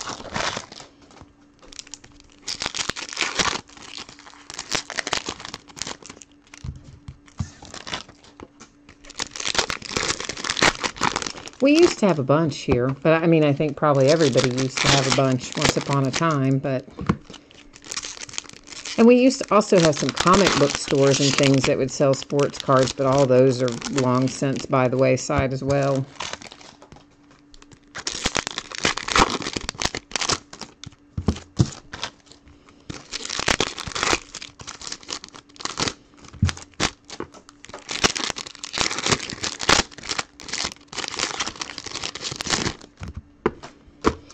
All right, let's stop and look at some of these, and then we'll go back and open the rest of those packs. There's our bird watcher guy again. At least he's probably not a bird watcher. I just keep calling him a bird watcher. Let's see who he is really. Does it say? It doesn't say what.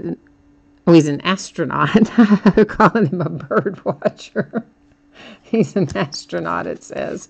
Well, I don't know. In the picture, it looked like he was a bird watcher. I didn't really read the name or anything. I was just looking at the picture. All right, well, there you go. Now we learned something, didn't we? Here's another canine companion, and it is a smooth fox terrier.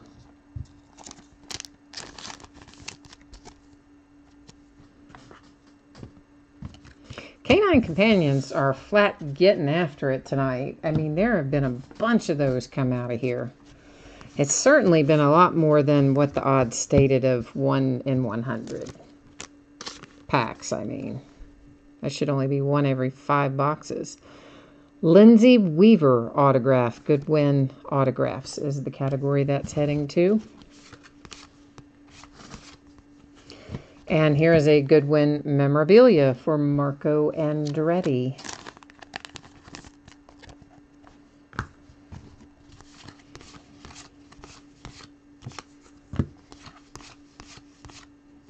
Yeah, he's still trying to talk me into buying that local card store. And honestly, I would kind of like to have it because I kind of would like to keep it open. I hate the fact that we're not going to have one at all. But I do not have enough time to staff that. I really just don't. I mean, there's no two ways about it. I have no way to staff that. Because then I'd have to get into hiring a bunch of people to be there, and then you get into a whole other set of issues with that, I think. So, I don't know. He's also got a lot of inventory that's not just unopened cards. He's got lots of inventory like autographed baseballs and footballs and jerseys and things that where he's bought people's collections. And he's got tons of single cards where he's bought people's collections, including, by the way, a Big Ben Roethlisberger autographed rookie card, which I probably would have bought by now, if not for the fact that the ink on it was really faded. And I don't know if it's happened that way over time just because of the exposure to light. He's got it in a display case. If it's just over the years, it's had so much light exposure that that's what happened to it, or if he bought it that way from the collection, I don't know. But if it were not for that, if it were not faded a little bit, I would have probably already bought that Big Ben rookie. So that is another Goodwin Champions relic hit. Yeah, see, I'm with you, Jay Allen. As little time as I have, I don't see how I would, I mean, I don't think there's any way I would be able to do it. I mean, I guess there's a certain amount of work, there's a Ben Simmons, that you could do while being there in the store myself. But I hate thinking about being committed to X number of days per week, X number of hours per day, because you just never know, man, what you've got going. There's some days where I might be up till plenty of nights. I'm up till 2 or 3 a.m. working on sorting and different stuff after the break. I wouldn't want to get up and have to be at that store at like 9 the next morning, so I don't know. Only way I could see doing it is if I cut it way down and like maybe did Wednesday through Saturday or something, like 6 hours a day. And I don't think you can even make any money doing that. Open no more days than that. Probably wouldn't do any good, but I just hate the idea of there being no local card store at all. I keep hoping somebody will come and buy it. Maybe they will. His asking price might go down a little when he sells through some of his inventory. It should anyway, so that might help entice somebody.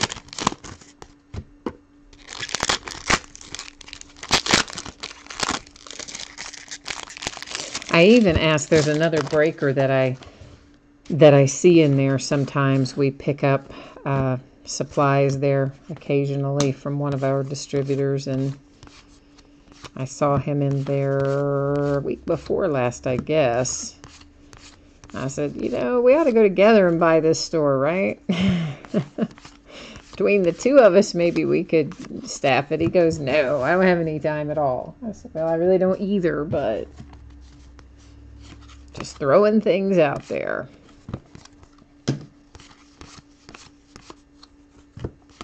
So I wonder what this is going to do with my Wildcats in the rankings now that they lost. I would imagine, I would say we'll fall out of the top 20 anyway, I would think.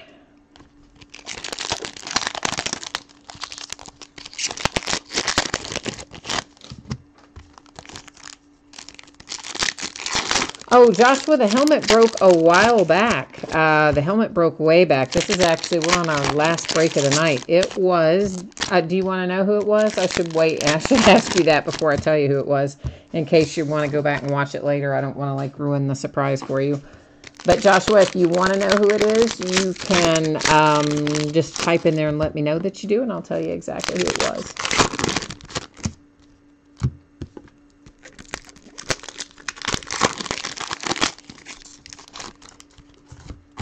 Oh, yeah, Jay Allen, I know what you mean. That's part of what I said. You know, if you have to hire somebody, then it does open up a whole other can of worms. And I don't think I can rely on, you know, the free labor of family enough to make it work, nor would I want to tie anybody down to that many hours as it would take to run that store. So, sadly, I don't think there's much way for me to accomplish it, but Joshua, you do want to know. Okay, it was the Saints, and it was Marshawn Lattimore.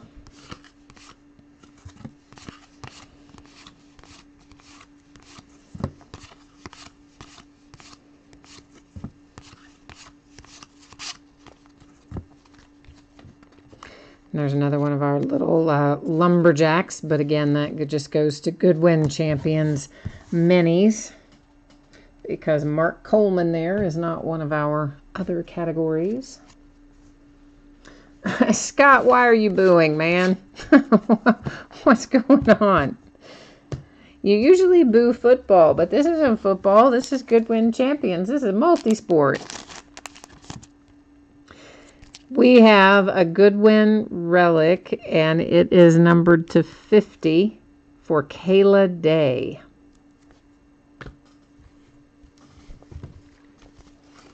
Who is that? Oh, that's our auto racing guy again. Harris English, golfer, Gaudy memorabilia or relic. Oh, you're saying you're booing because it's not a baseball break. Well, there's baseball in it. I mean, there's baseball players in it. For sure. Shohei Ohtani is a possibility in here, as a matter of fact, of one of our baseball players. When robots rule the world, lunch break. 3D lenticular insert.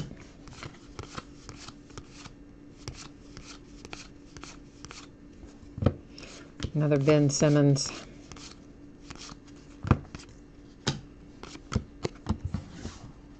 I will say this, these little blank cards, you know, the spacers, the fillers, the things that are supposed to fool the people who, you know, try to feel the packs and find the hits by feeling the packs. They are not as thick in Goodwin, in this Upper Deck product, as they are in the Panini products. Thinner. They used to be thicker, but they're thinner now than they have been in the past.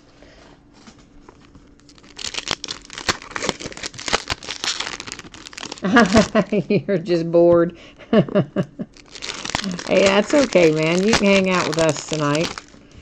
We're just going through, we're doing a master case, so 16 boxes of Goodwin Champions, and we've got, what, 1, 2, 3, 4, 5, plus this one that's out on the table. So 5.5 boxes left of our 16.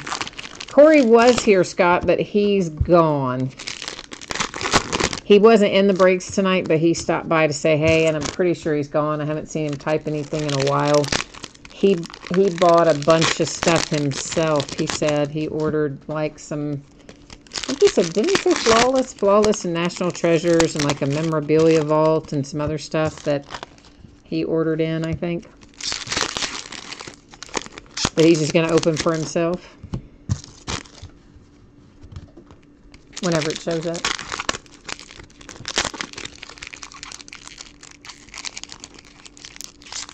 Best reviews and free bonuses. I don't know if Ben Rudd's still in here or not. I don't think that he is.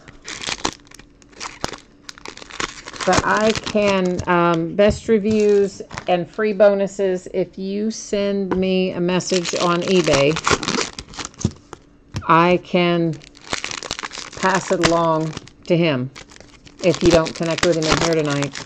And I'll just tell him, you know, you're looking for him, basically.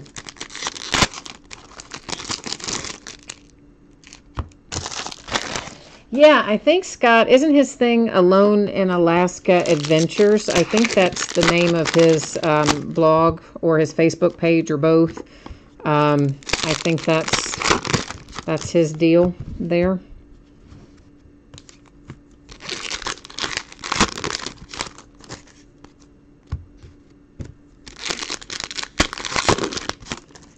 Oh, you want to buy the Sapphire Allen out of Flawless #2, and then the Allen RPA.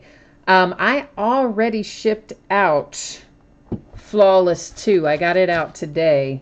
Obviously, I haven't shipped what we pulled tonight, but regardless, I guess I would ship it to him, and then he would ship it on to you if you guys make a deal or whatever. But I would think that probably, well, yeah, you're saying you think the Sapphire Allen's probably worth 100 minimum.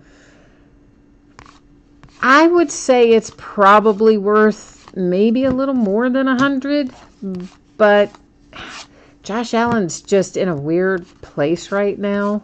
You know, I think he got a little bump when he started, but then he got sacked like 800 times because he has no protection. So those kind of things on a rookie quarterback can affect their prices. So I would say wait and see how he plays tomorrow, but maybe in 100, 150 range on the Sapphire one, maybe. So this is Matt Trope again, our bowler. That's on lenticular, 3D lenticular splash of color. Base is technically what it is. Mark Coleman, mixed martial arts guy. Goodwin Relics.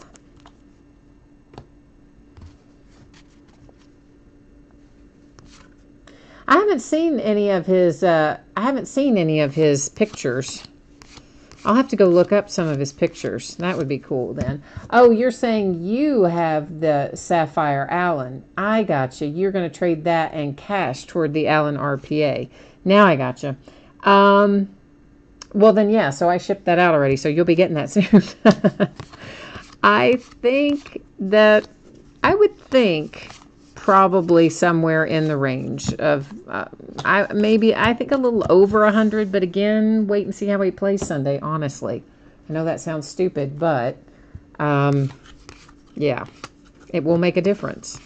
When they're rookies, it can swing things big time one way or the other if they have a couple of really good games or a couple of not really good games. So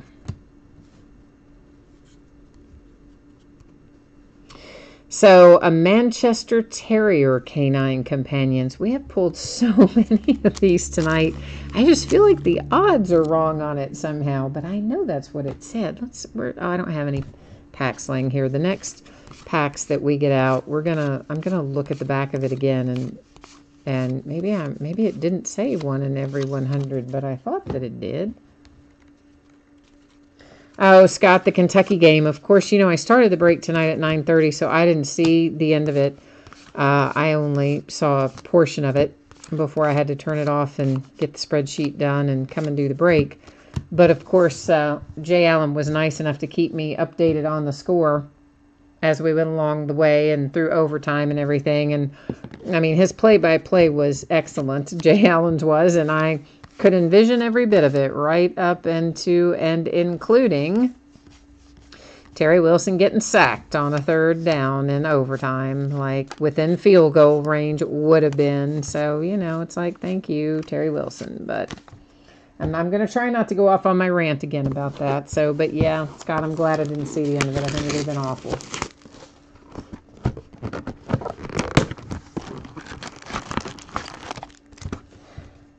I don't know. I do think the Bills' price in breaks has fluctuated a little. I think it has been a little bit lower in the last maybe week or 10 days. than it was as soon, right when he was named the starter. It jumped a little bit, and then I think it leveled back off again after that. But if he can have a good couple of games, which if he gets any help, he could. But, you know, they've got to kind of help the guy. I think it could definitely make a difference in your values on that.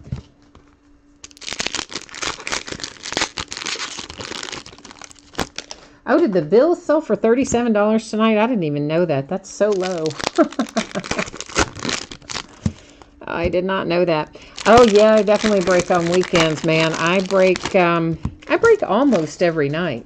It's rare for me not to because I enjoy it. So for me, I don't get to keep the cards obviously, but I really enjoy opening it and looking at them. And the only part that's kind of a drag is sorting breaks with lots of base cards. Like this break will not be as bad to sort since the categories are a little more broad. But some of the breaks are just dreadful to sort. That's the only thing I don't like, is the ones that take 2 or 3 hours to sort. But other than that, I really like it, so I do it most nights because I think it's fun. So,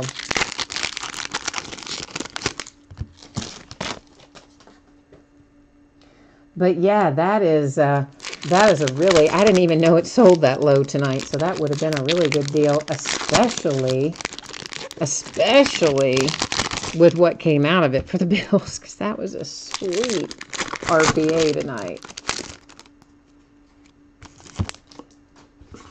Well, Scott, I don't disagree with you. It was a bad night on offense, but you know what? I think it was a bad night on offense for both teams. I don't think A&M played very well either. I think both teams were on the field mainly because of the defense. But listen, I've been saying all along, and I've already gone off on a rant on this earlier tonight before you were on here. I have said from the beginning, Gunnar Hoke should be our starting quarterback. I don't think that the mobility that Terry Wilson brings does us, I mean, sure, it's good in the moment when he does it, if he does it well. But then he just turns around and gives the yards up with, you know, a fumble or a sack for a loss or a missed throw or an inability to throw the ball deep. An inaccurate ball, one of the many, many, many things that happen with him. So I would just rather it be Gunnar, and I think that we would have a more productive offense if it was, but I've been saying that since day one. Shouldn't have been Terry Wilson as our starter, but what are you going to do? That's what they did, and I don't think they're going to pull him. They're just not, and they should. At the very least, they should be putting Gunnar Hoke in for a few series every game when we get stagnant like we were tonight. When robots rule the world 3D. But they're not going to do that either, which, you know, I guess it's hard to argue when you're winning games, but we didn't win tonight. So somewhere along the way, there should have been some reevaluation this evening. So that is Goodwin Champions Relic. Serena in her cat suit. Oh, hey, a Gaudy autograph. Oh, and it's Tiger, baby. Yeah, baby. That Tiger Woods category hits tonight. Tiger's got his own bidding category, of course. And that just added a nice little hit to someone's collection, whoever picked up Mr. Tiger Woods this evening.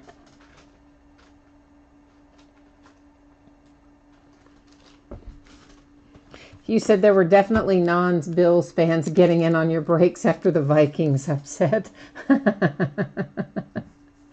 Yeah, I hear you. All right, I'm looking on here. Canine Companions. It does. It says 1 in 100. Now, that's got to mean packs and not cards, right? That means packs, doesn't it? I think. I'm trying to see what some of these others. That says 3 in every 20. So, yes, that would be right. So, it's saying that we should see Canine Companions 1 in every 100 packs, which is 1 for every 5 boxes. So we should have had, what, like 3 in this whole case. We've had easily double that, which is kind of crazy. Best reviews and free bonuses. You said you have the memory of a 90-year-old. I'm with you. I feel exactly the same way. I mean, I'll have people ask me Somebody wrote me today and asked me about a break that was 2 or 3 days ago, and they wanted to know, did such and such team hit? And I'm thinking, oh my gosh, I have no idea. Because first of all, I've done a zillion breaks since that 2 or 3 days ago, and then I've sorted a zillion more. So yeah, I know I can't remember stuff the way that I could anyway. Anything good come out of that autographed glove earlier? Oh, brother. It went by way of length of service to the Expos, which of course is the Nationals. And I've forgotten even who the player's name was with all the hullabaloo around that glove. You know, I just look at that and think, why did the guy have to write an inscription, right? Because if the guy hadn't wrote an inscription, then we wouldn't have had any sort of anybody getting all crazy. But most of the time, an inscription's a good thing. But tonight it wasn't.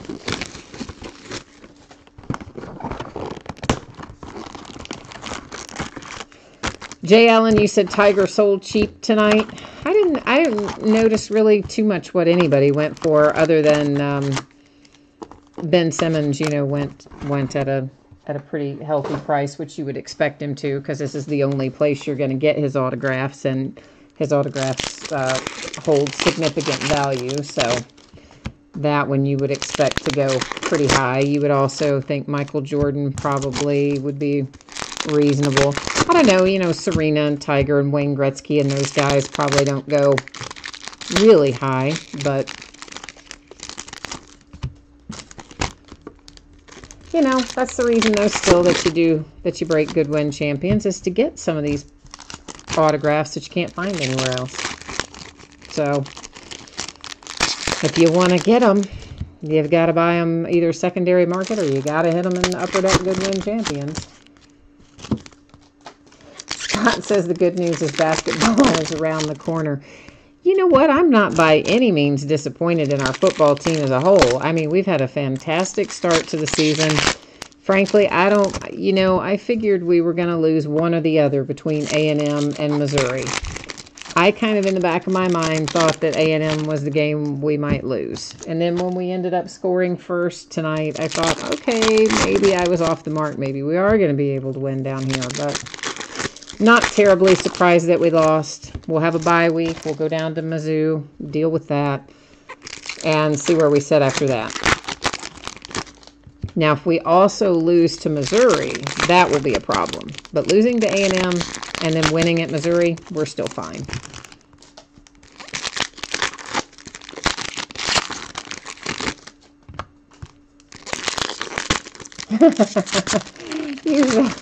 You're saying the Packers not exactly known for defense. Well, yeah, I might tend to agree with you on that. Oh, you know, here's the thing, Best Reviews. I can remember certain things. Like, I'm much more likely, of course, to remember the big hits. Anything that's worth a ton of money, I'm more likely to remember. Sometimes I'm good about remembering the one-of-ones, but not always. I'm a little better with remembering Steelers cards, but honestly, I don't even remember a lot of those unless they're, you know, big booming hits. It's just, I don't know. Even stuff that I couldn't even tell you right now what we've hit in this break, because I've seen so many cards in here. Other than the Tiger Woods, I couldn't even tell you 2/3 of the things we pulled out of here. I just don't really make a concentrated effort to retain it. This is Goodwin autographs for Sophia Hareda. So, I don't know. I think it's just one of those things. I don't probably make an effort to remember it all either, I guess is the deal.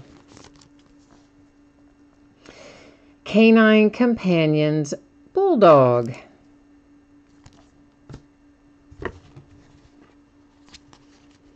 You said like the Allen would be a memorable hit, even if you weren't rambling about it.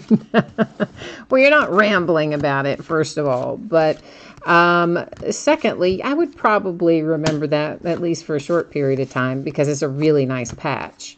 And that's kind of my groove. I like really nice relics. They are my favorite part of hits often. Honestly, I mean, everybody likes an autograph because I guess in theory most of the time it's worth more money. But for me personally, I'm just as happy if I pull a really nice relic. So the patches can be interesting to me, and that was a nice patch for him. World Traveler Map Relics. This is Brazil on that one. I want to know what map did they cut up for this stuff. They don't tell us that, but I want to know that.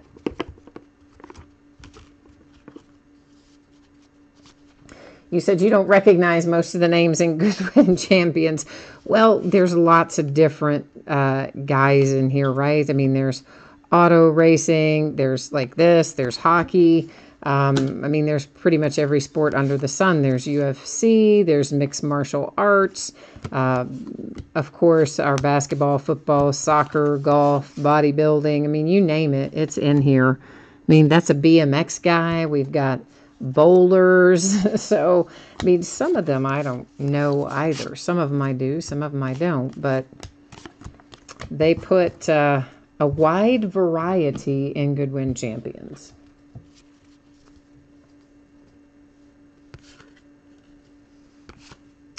And this is, who is this? Speed Skating. Mamie, Benny, Biney, Speed Skater. And that again going to Goodwin Autographs. We haven't seen any Genuine Heroes autographs tonight, have we? Yeah, I figured we would have hit one of those somewhere along the way. Maybe it'll show up still yet. A Goodwin Relic for our BMX guy.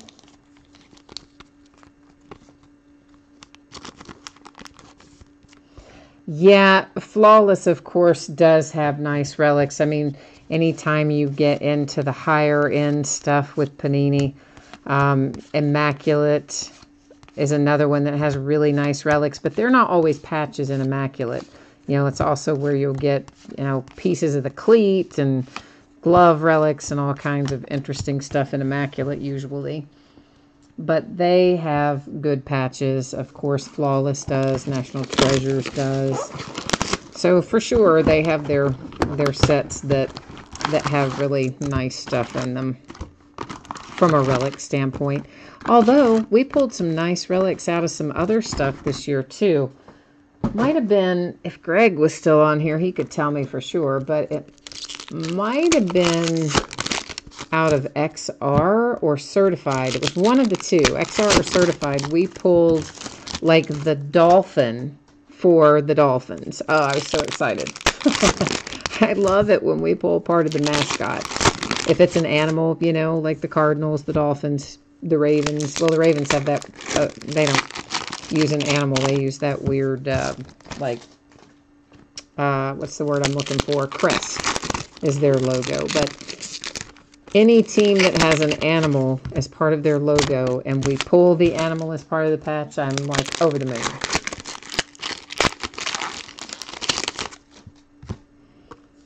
Jay Allen, who did you think was the jockey? Oh, the BMX guy? Yeah, no, the jockey in here is Jose Santos this year. They always have horse racing stuff in Goodwin Champions. And in past years, they've had some really cool stuff, like memorabilia from like horses, Secretariat and stuff like that. I mean, they've had some really cool horse racing stuff here in Goodwin in past years. This year, I think the only horse racing thing in here is maybe Jose Santos. And there he is, speaking of. And of course, he did have his own bidding category. Jose Santos did.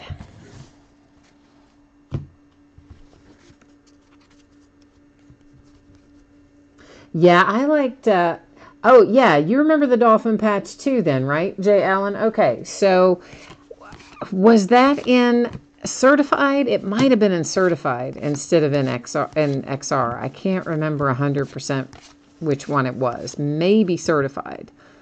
But regardless, it was just 20 kinds cool. I loved it. I was so excited by it. I'm easily amused by good patches. I freely admit it. And I love the NFL Shield. That's my other thing. And the Nike Swoosh, of course. And is that our bowler again? Yeah, it's our bowler with a dual relic for our bowler going to the Goodwin Relics category. And of course, another Robot Rule the World lenticular 3D card.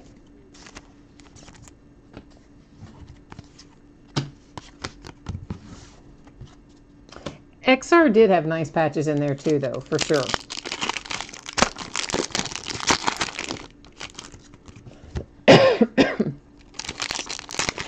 And, you know, though, I like the NFL Shield better than I like pulling the Logo Man in basketball. That's kind of weird, probably. I think most people like the Logo Man in basketball better, which I do like that, too. But, for whatever reason, that NFL Shield and I are just good buddies. I love that thing. Always makes me happy. Yeah, you're probably right. That is a good point. The certified patches are bigger. So it probably wasn't certified. I think it was for Gesicki that we pulled it. Kalen Ballage, of course, is in every product a million times over, but I think the one that had the dolphin on it might have been Gesicki. Ah, Benrud, you're back. So that's good. Best Reviews it wants to make a deal with you on a card, my friend.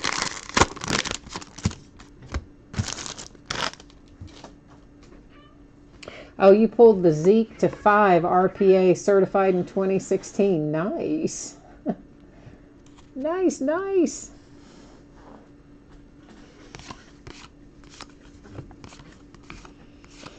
Oh, I hear my little kitten is getting beat up down there by somebody. Probably the girl. I don't know why the girl doesn't like him. There's a girl, brother and sister that I took in. Strays. I don't know. They were like 6, I think. And then we got this little kitten that we found outside last year. He's close to about a year ago. And for some reason, the girl does not like that kitten. And she beats him up a lot. Especially when I'm working. Because she knows that she can just get away with it. Just like kids, aren't they? It's terrible. So... yeah, so I hear some commotion down there, and I think my kitten's getting beat up. He'll be all right, though. So we have another National Park relic, and this is Mount Rainier, Christine Falls. You guys see there's a load of chipping down on this one, all the way kind of everywhere, but particularly bottom edge, bottom corners. It is numbered to 99, but it does have a lot of chipping on it. And that's kind of like a weird piece of the map. Like, I mean, it doesn't really show us anything too much, but all right. I don't know much about map relics and what makes them worth more or less than another one, but that one didn't look all that interesting. And I may have to break this up. Hang on and see if there's bloodshed down here. Okay. I guess they're going to be all right. They're into it, but I don't see anybody, like, you know, bleeding or anything. So we'll just let them go on with it. You can probably hear them down there.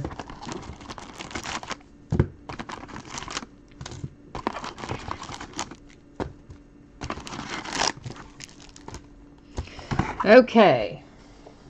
My stack is getting high over here of stuff I've got to dispose of after the break. And then, you know what's bad? Because Monday's Columbus Day, I think that means I don't get my recycling pickup. Oh, that's going to be really bad because we've opened at a very frenetic pace this week. With all the new releases, my recycling bin is overflowing. And on the days where they don't come and get it on Mondays that are a holiday, where they don't do pickup, man, they won't come till Wednesday. I'm gonna have recycling stacked up 50 feet deep by then. Oh, Jay Allen, you can hear them here. I told you, man, they're loud down there. They're all like hissing and fighting and whatever they're doing. I don't know. I just kind of tried to take a little peek and see if anybody looked like they were bleeding. So since they weren't, I just let them go.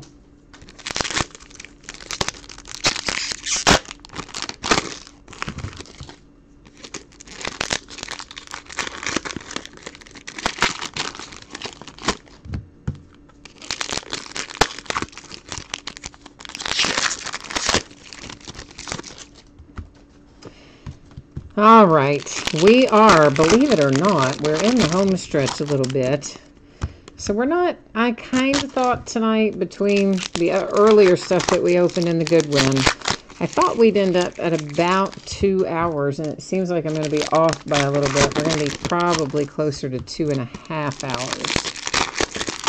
Of course, I probably spent 10 of those minutes with our disgruntled person and the baseball glove, who, as it turns out, Jay Allen says, wasn't even the person who had the bidding spot. So, there you go. Live and learn, right? Do I remember the dual football relic of the wrong teams? Yeah, that's the one we just hit not too long ago. It was numbered to 2.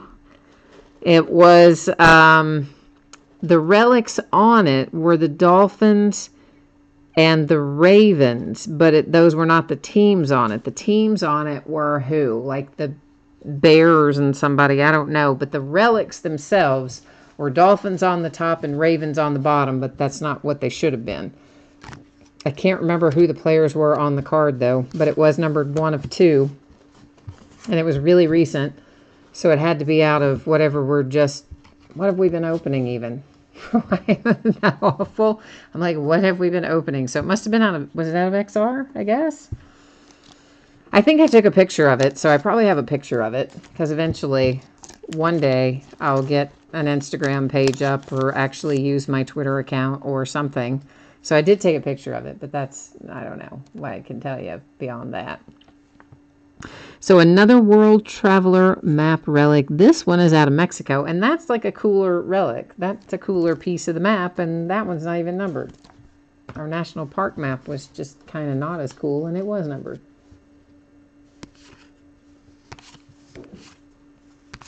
Yeah, guys, there's not going to be much sales history yet for Flawless Collegiate because it was just released this week, you know? It just came out on Wednesday. So everybody's still in the process of getting it open and receiving it and getting it listed and all that kind of stuff. It was, Benrud, it was not the pictures flipped of the players, and it wasn't the names flipped. It was the relics that were wrong. The players were correct, and the player names and the player photographs were correct. It's just the relics that were with those players were for different teams than those players played for. Zadorsky, a soccer player for Goodwin autographs. And it was definitely a Dolphins relic and definitely a Ravens relic, but those were not the teams on the card. You would think I'd be able to remember the teams that were on there, but I don't. But it was numbered 1 of 2. Because we talked about whether or not the other one, the second one, had the correct or the incorrect relics. And if the second one had the correct relics, and this was the only error of the 2, I think it would have been worth probably even more, but I don't know. Jay Allen, you think they're just cutting up a road atlas? Well, I guess they could be. I don't know. I don't know what they're doing in there. That's, you know, I don't know.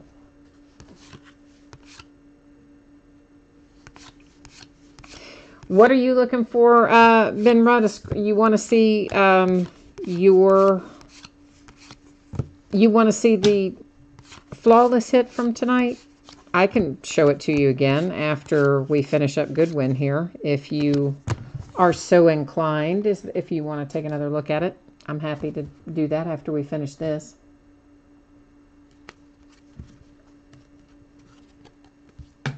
I'm pretty sure, guys, that it's to 10, but I can give you another look at it when we finish up Goodwin.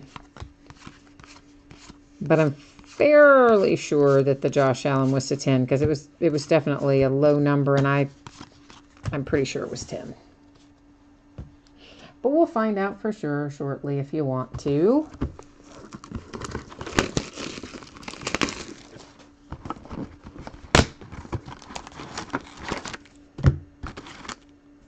I know, I agree with you. I'd like to know where the maps come from too. That's what I'm saying. Some of these, like, why can't they put on there what it's from? I want to know. Why won't they tell me?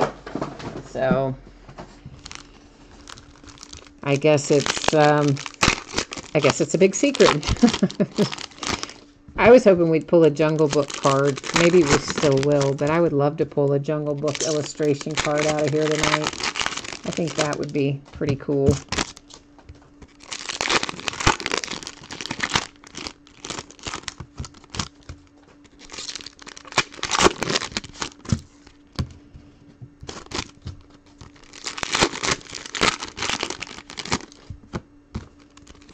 We had some nice Packers the other night out of Flawless that first night when everything sold like so stupidly cheap. 49ers sold for like $13 and hit that one of one Dante Pettis Nike swoosh. And the Packers that night, I think, sold for maybe $18, $19. And they hit the Brett Favre autograph to $5, I think it was. And then they also hit an Aaron Rodgers Emerald. I mean, like, it was just stupid what came out of there. Oh, yeah. For the money, I mean. I subsidized that break quite heavily, as you might imagine. With prices like that, I certainly did not do well. But, you know, that's okay. Some nights, it's just like that. And some people got some good bargains and nice cards at a good price. So that's what matters. But we did hit, that was definitely a Packers kind of case, that first break of Flawless Collegiate on Wednesday night. But I don't remember who had the Packers that night.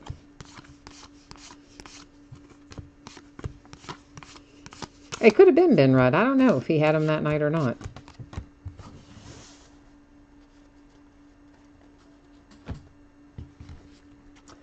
Maybe.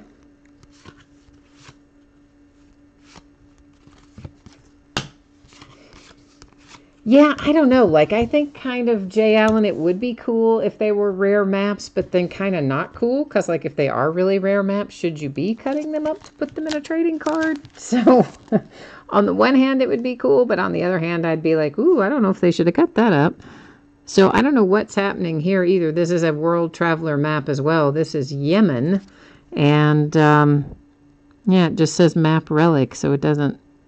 Once again, doesn't give us any indication as to where the map came from. So, or how old it is, or as you say, if they just, you know, like cut up an atlas or something. They just go down to AAA, pick up a couple maps, cut them up. I mean, I don't know. I don't think so, but maybe I'll have to look through the marketing material and see if it gives us any more information as to where some of those come from.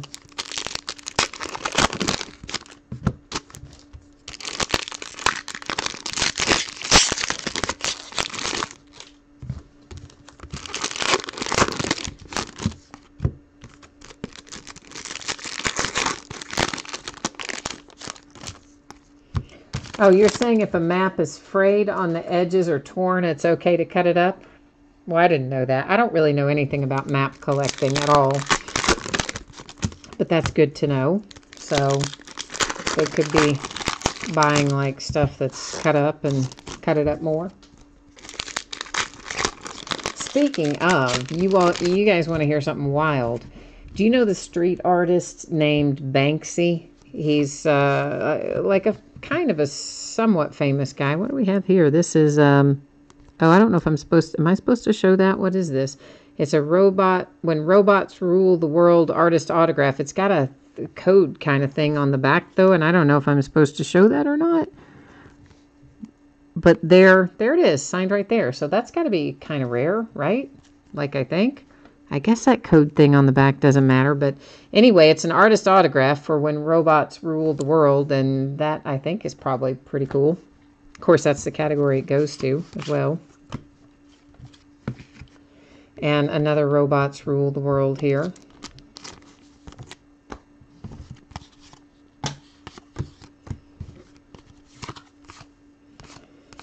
And we are closing in on it here. About time to do a recap of Goodwin Champions here momentarily. Banksy, right. Sorry, I didn't finish that story, did I? So Banksy, a street artist, famous for, you know, obviously just showing up and drawing these random things. And nobody's supposed to know who he is in real life. One of his more famous paintings, drawings, whatever you want to call it, it's a black and white pencil sketch of a little girl with a red balloon that's kind of like floating away. So it's sold at Sotheby's or somewhere yesterday maybe. And it was custom framed, and it said it was the frame was handpicked by the artist himself, etc., etc. Thing sold for $1.4 million.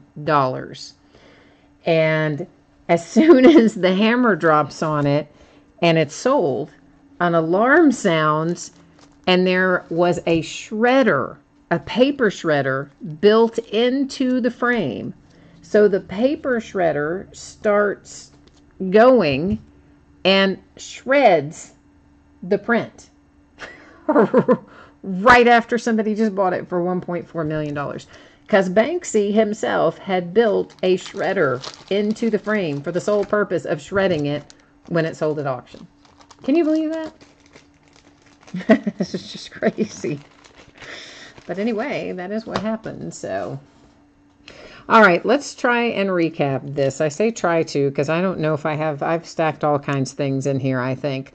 So Goodwin Champions Relic, Canine Companions, Goodwin Champions Autograph, Robots Rule the World, another Canine Companion, a Gaudi Memorabilia, Canine Companion again, another Gaudi Memorabilia.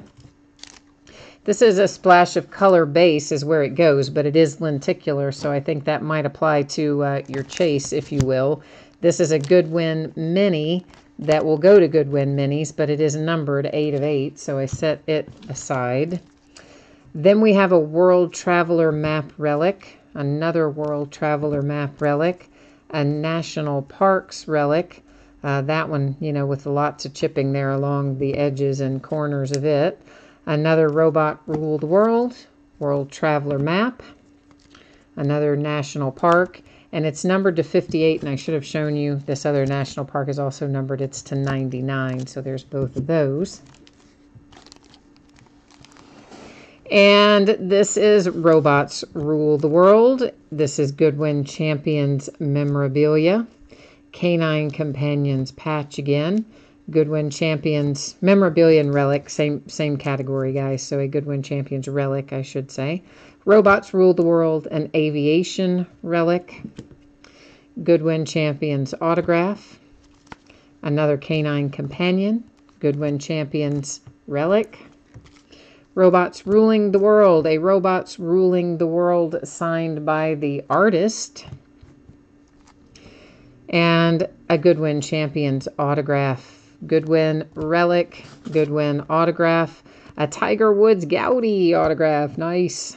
Goodwin Relic, Robots Rule the World, Goodwin Relic numbered to 50, Goodwin Relic, Goodwin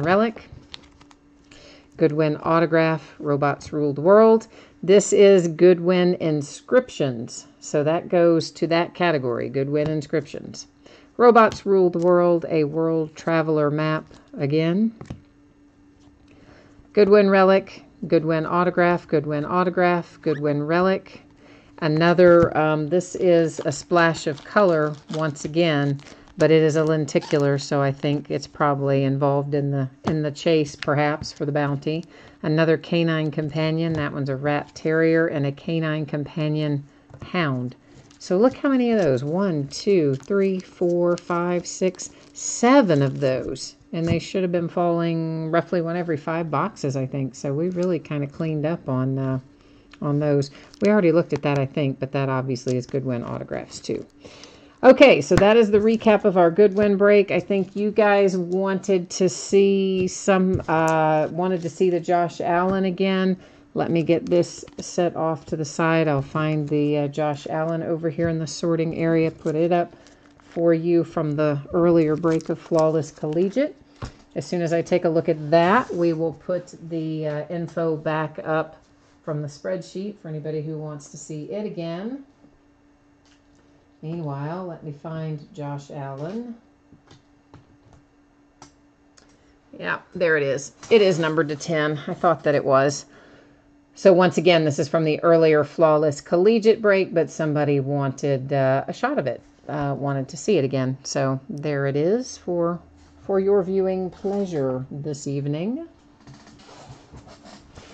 And let's roll through spreadsheet stuff again. I do know someone told me there was a question about I had a question about what number our player wore, if he wore 9 with only one of the teams involved on that autograph glove earlier. And I believe it turned out that he wore 9 with all of the other teams except for one, which was the Indians. So that does bring us back to our original conclusion, which is going to the team with the longest length of service. So here's the shipping information. The Goodwin champions that we just finished up, projecting out on or about Wednesday. The free shipping breaks tonight, the glove, the jerseys, the football helmet, Flawless Collegiate, projecting out on or about Thursday. Remember, there is no mail service on Monday. In any case, if you got blanked, you are entitled to a consolation card. I do track those for a rolling 90 days. If you are in the paid shipping break, it would ship out with the rest of the break. If you were in the free shipping break, most likely I hold those until you have the next package going out, unless you tell me otherwise. If you send me a message and say you don't want to wait for your next package and you're in that free shipping break, then I will get you taken care of right away. All right, this is upcoming breaks. This is the stuff we're going to be doing for the rest of the week. Well, not the whole rest of the week, but for the next 5 days. Leaf Best of Baseball is tomorrow night. That is always awesome. Somebody said they've already seen a 1959 Mickey Mantle come out of a case of Leaf Best of Baseball. So, yeah, that gives you an idea of what you can find in there. And some Bowman High Tech will be coming out tomorrow night, another case of that, and an 8-box inner case of Illusions football.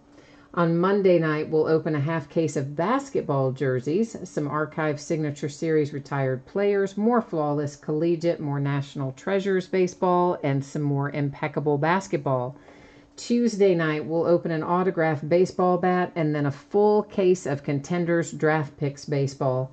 On Wednesday night, Leaf Best of Baseball case break again, more Flawless Collegiate, and a master case 16-box break of Illusions football. Thursday night will be a triple play baseball box, a half case of mini football helmets, a half case of Leaf football jerseys, and a full case of Bowman Chrome baseball.